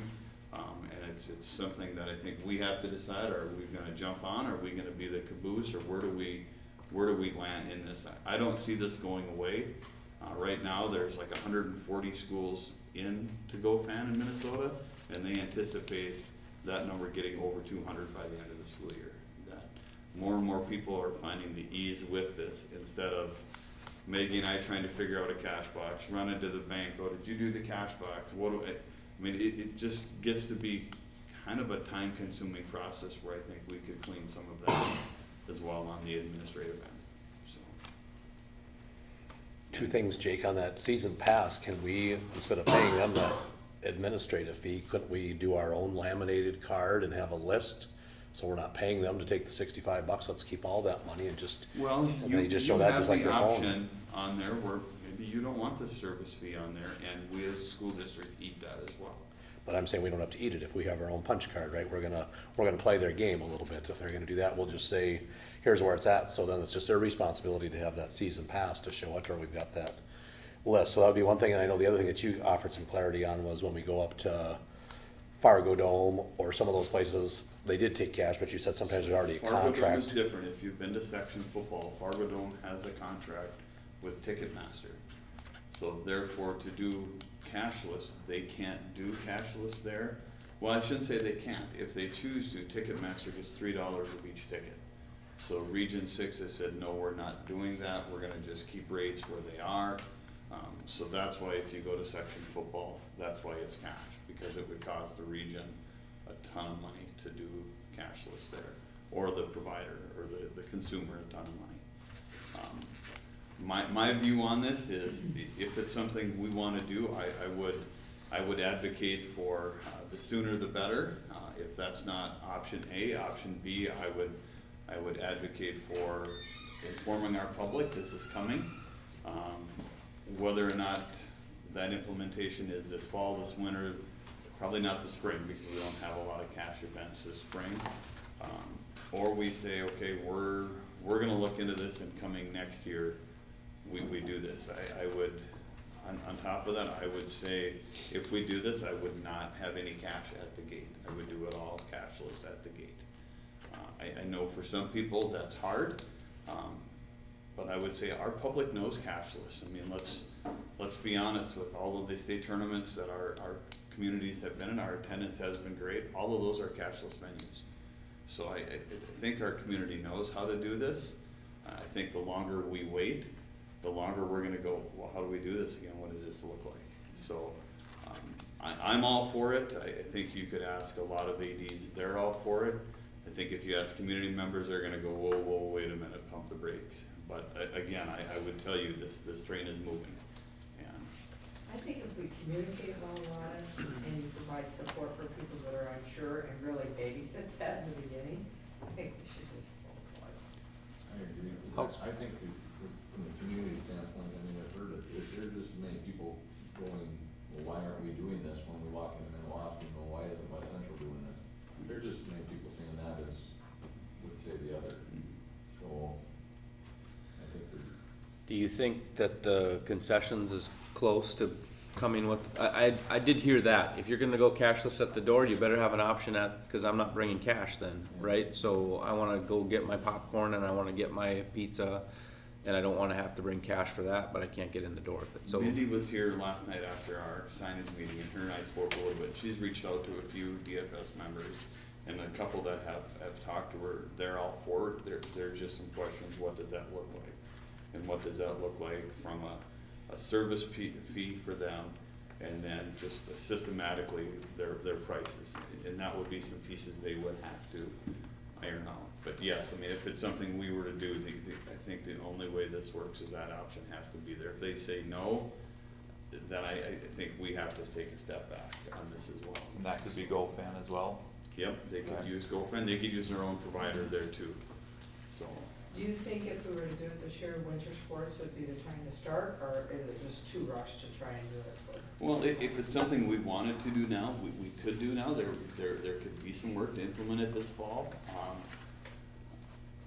Might be too soon, but if you do winter sports, I mean, that would give you a pretty good timeline to work To with. communicate it. Yeah.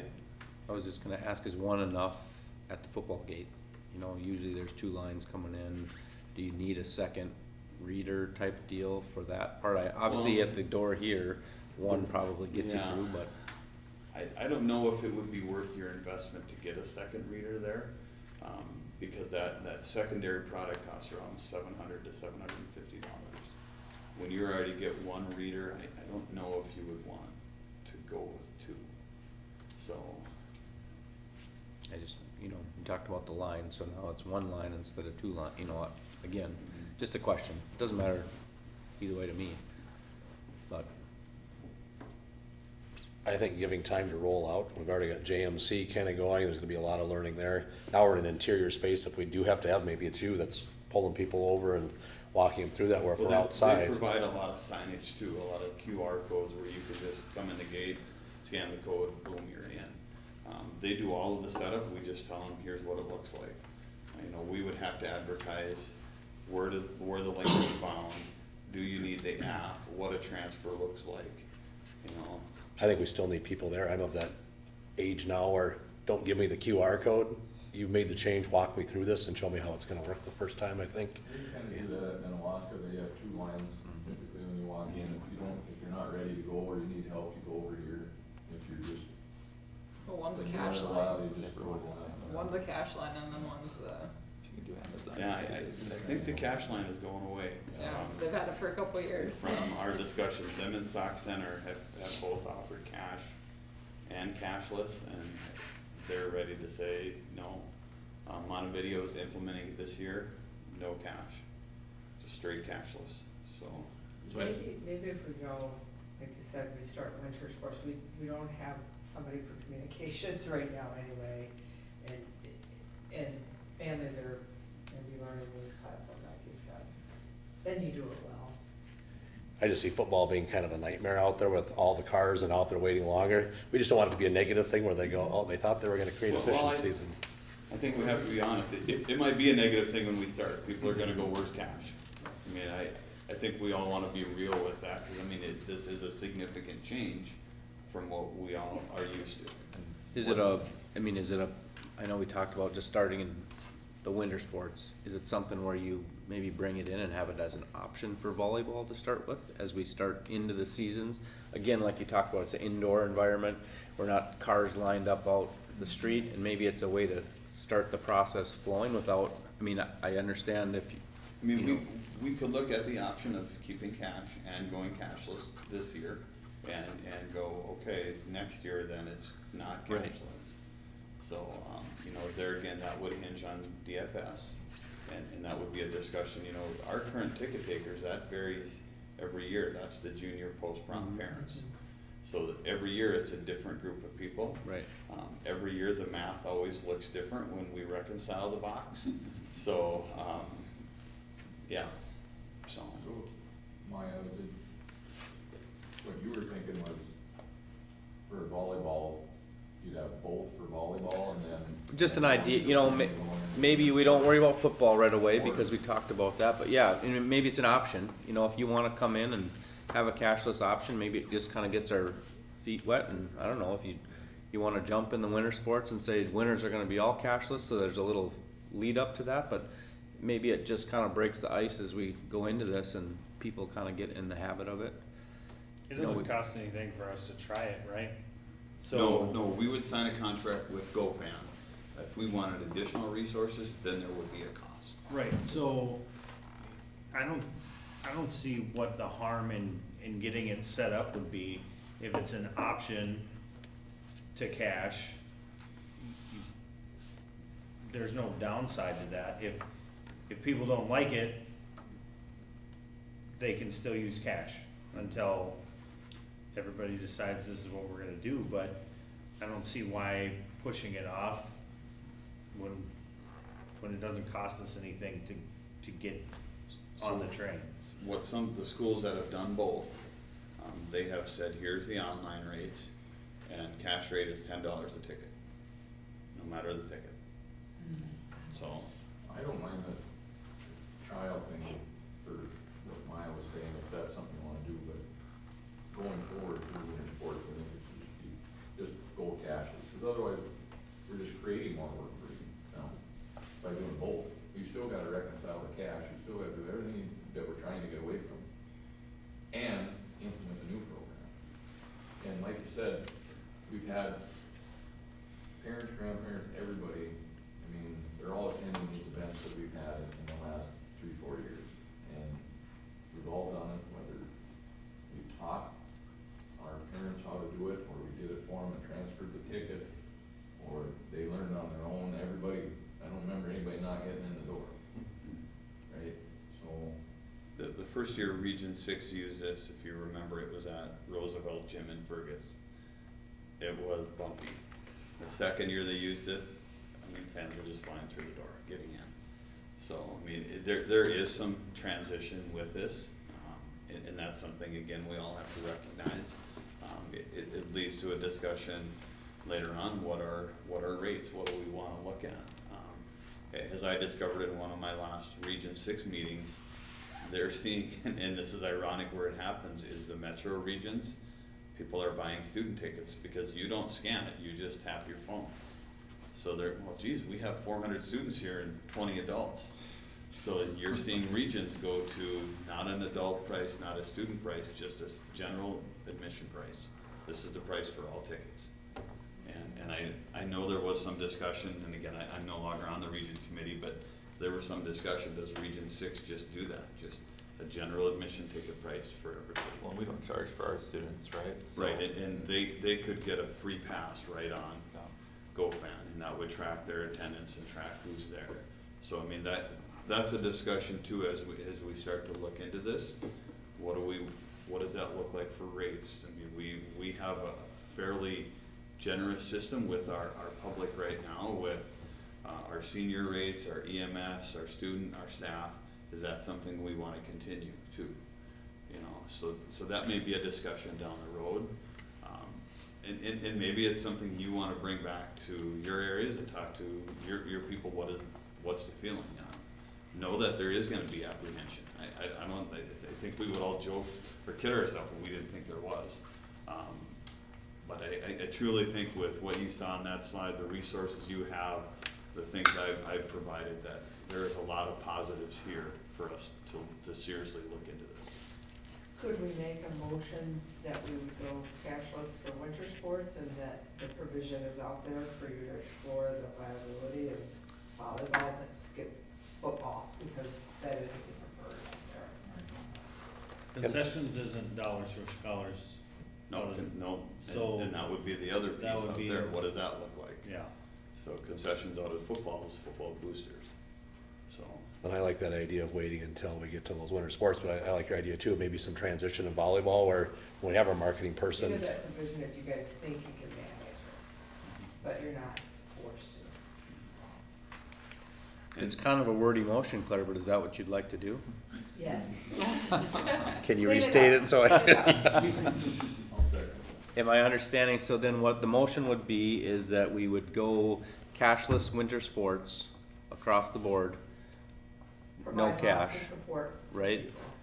If we can get volleyball set up to start the process so that we can do some cashless during the volleyball season, and then we work on the concession pieces as we move into that, is that kind of? and I would also urge further discussion too, as we, maybe that's me and Mr. Brownlow or a full board discussion. What does this look like as we start to implement it and start to move forward with it?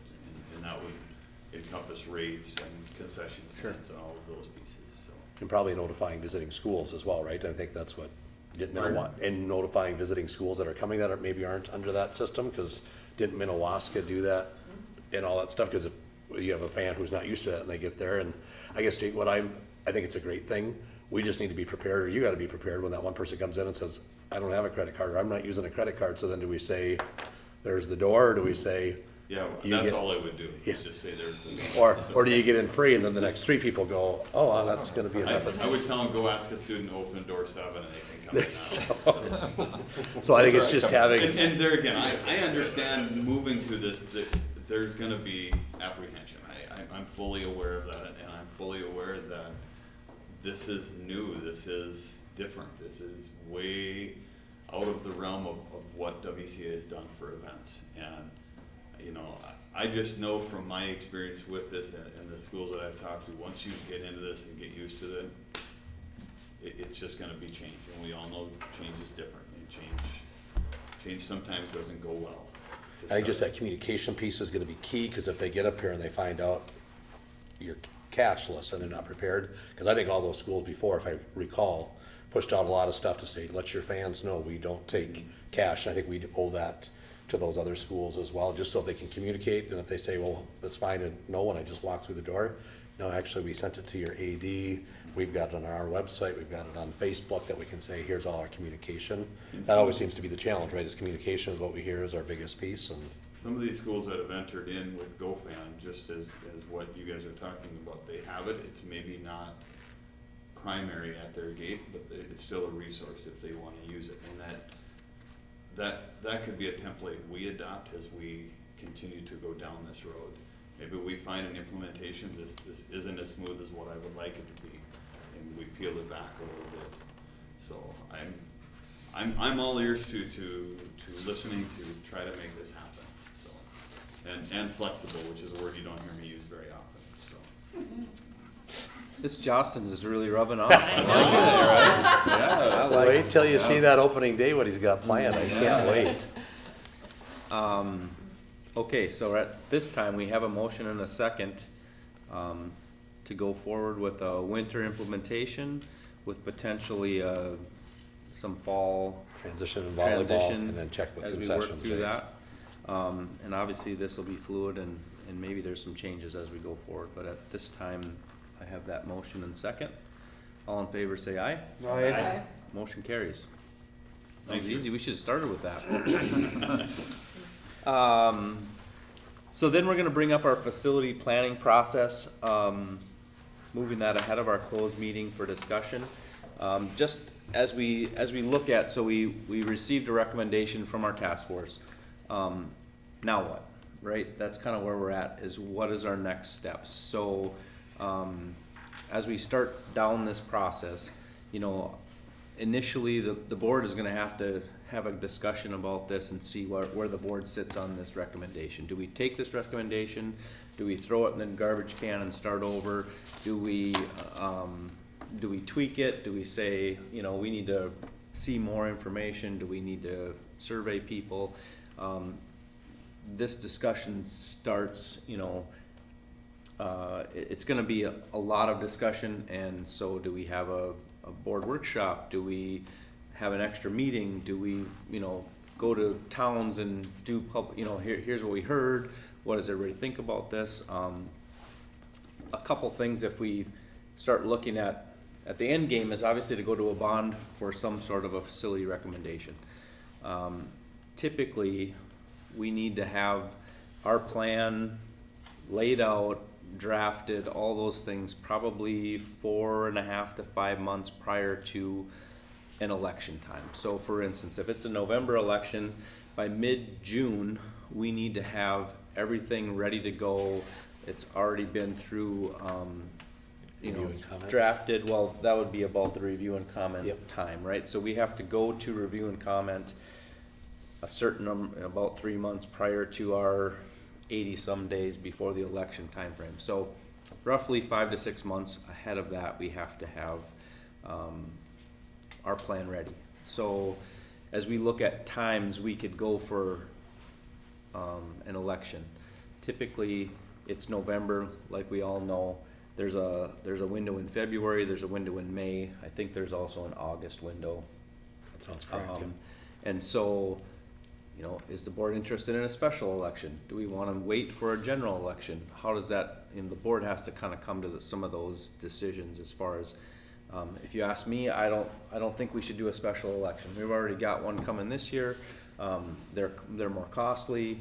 I think that we have a lot of work to do yet before we're even ready. So if you look at February, we're almost to the point where we need to be, you know, have the packet ready to go to review and comment at this time right now for February. So, I mean, really, realistically, February's out for us.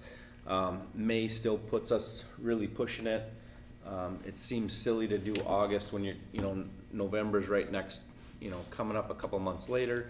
So, you know, in my opinion, and again, this is just one of 7, you know, that general election timeframe, November, makes the most sense for us as a district, if we're ready by then. So I guess just to start the discussion, you know, hearing from board members, are we thinking we want to have a special meeting to talk about this? Do we, you know, call it a workshop, and where are we at? It's gonna be, I mean, there's a lot of discussion that needs to happen. Everybody's got their own opinion of the recommendation that came to us. Obviously, we'd like Widseth to come in, really give that presentation of what is 3B, right? I mean, they made a recommendation of 3B, and what is 3B, and how do they get to that, right? So that'll be one piece that we want to definitely have in this process, is have Widseth come in and really explain for the board, and you know, put it on, you know, our website to say, this is what 3B is. You can look at some documentation, but sometimes that explanation is a much more powerful, you know, tool than just a bunch of papers to look at and read. So I guess just open up for some comments or ideas, where everybody's feeling we're at. Do we start, you know, is this just, the next board meeting, we're gonna have this much time allotted for this, or, you know, how does everybody feel about, this process as we move forward? I think we schedule a workshop, Okay, figure out something, cause too much to discuss at a board meeting. they seem to get full, and especially this time of year, there's a lot of stuff going on. I guess we gotta start school again or something like that, so, seems to be a few things in the mix, so, yeah, I mean, I know in the past we've had, you know, several additional meetings and workshop type environments, and I think the other piece is we really wanna be transparent with this, so we wanna make sure that if we are gonna do that, you know, we wanna make sure people are aware of that and they can see what we're doing and as we move forward, so, yeah, any other comments? I will agree with Kayla, we should schedule a workshop. And, you know, we invested a lot of time in the decision that was given to us, or the recommendations, so we need to treat that with respect and have Woodseth come, and we need to spend some time with them. Okay. I'm seeing some head nods, so I guess I would think we'll reach out to Widseth and find out some dates that work for them. I would guess workshop probably typically would be in the evening, you know, everybody's gotta get to work, it doesn't make sense to start a good discussion and then have to leave it, so, is there a time frame? Do we wanna look at that 5:30 board meeting time frame? Do we wanna go a little bit later on something like this? Are there dates that anybody says, no, we can't be, you know, obviously we're not gonna schedule it over the first football game or something like that, but, does Wednesdays, you know, I know as a board, we've kind of adopted Wednesdays as our date, cause it doesn't interfere with a lot of activity pieces. Does that make sense to everyone? I agree with that. 5:30 is a good time for me. Okay, so we probably, reach out to Widseth, get a couple of date options, push that out to the board to make sure it's gonna work for everybody. Obviously, we want everybody to be a part of this administration. As we move forward, we're gonna bring in staff and students, and, you know, we're gonna have to take 3B and turn that into what we really want. You know, there may be some tweaks. Obviously, the group that, put this together, there was teachers involved in that plan, but not every teacher, right? So we wanna make sure that, you know, everybody's space is what they're looking for, and if we're gonna hopefully do this and do it right and make sure that everybody gets where we need to be and gets their bookshelf in the right spot in their room type deal, so, that's kinda where we're at, to start to break that down and tear this plan, I shouldn't say tear, but break down what this plan is and make sure that it's what we want going forward, and we get the buy-in from everybody as we start to push this out. And then obviously we talked about the, you know, public relations part of it, to put that out to the public, making sure that, you know, people are aware. I can't tell you how many times over the past few bond options that I heard from people afterwards, well, I didn't know, you know, I didn't know this was this way, or I didn't know this was that way, and so you can always do a better job communicating out to people and making sure that everybody understands what the plan looks like, so, as we move forward then, we'll obviously, part of that process will be establishing a timeline. You know, again, that's just my opinion that November should be considered, but, you know, as we come up with a plan, then we'll back plan from there as far as, okay, we have, you know, by middle of June, we need to have the plan back from, you know, the development stage, so that we know this is what we're gonna send in for review and comment. We have a pretty good idea on some of those pieces, but we need to make sure that's finalized. You know, when do we hold public meetings? You know, there was a talk of, okay, this was a one-site plan, you know, we need to make sure that we communicate with the, you know, prospective towns that, you know, this plan we're moving forward with is a one-site plan, and here's our plan for what happens with the building in your town, whatever it is. you know, that's gotta be part of our process too, is to, you know, make those city councils and, you know, aware of a plan that we would move forward with, whatever that may be. And so, again, that timeline has to be established, so as we move forward, that'll be part of this process, so. So do any we other- wanna look at some dates then, if we're thinking Wednesdays? Do we wanna try to shoot for as early as August 27th? The board meeting's on the 20th, and now it's a 7 AM. I don't know if you wanna come at 7 AM and then stay here till 8 PM, but, otherwise the 27th would be an open Wednesday. If I may offer two Mondays, there is only really one event on Mondays, so if Mondays do have to show up, there is some flexibility on Mondays. Okay. Okay, Stay away from Tuesday, Thursday in the fall. Absolutely. That would be, well, and Friday. Yeah, so- do you have, what Monday did you say was already full, so we? Well, on Mondays, there's a JV football event, and that's the only event on Monday, so if you have to go to a Monday, that Okay. would be your least. The next least Yeah. intrusive date. So we'd have the 20th, the 27th. I don't think we'll be able to get them here next Wednesday, and you might need time to kind of Right. digest and probably Absolutely. formulate a little bit of a discussion guide, I think, so we don't come in without having anything there. But the 27th would be a possibility. I would say the first week of school could be awfully busy, so the 3rd may not be a good That's gonna idea. be a administrative, Oh, actually, that's our board meeting already, the 3rd, so yeah, it would Yeah. maybe be the 10th. The 10th could be difficult for me, but if it works for everyone else, it's fine. Well, I think it'd be nice to have everybody's Yeah, voice are here, we- so. Actually, getting through the 10th could be difficult. are we, I mean, is everybody in favor of trying to work something out the end of August, the 27th date? Kayla, I don't work that day, so.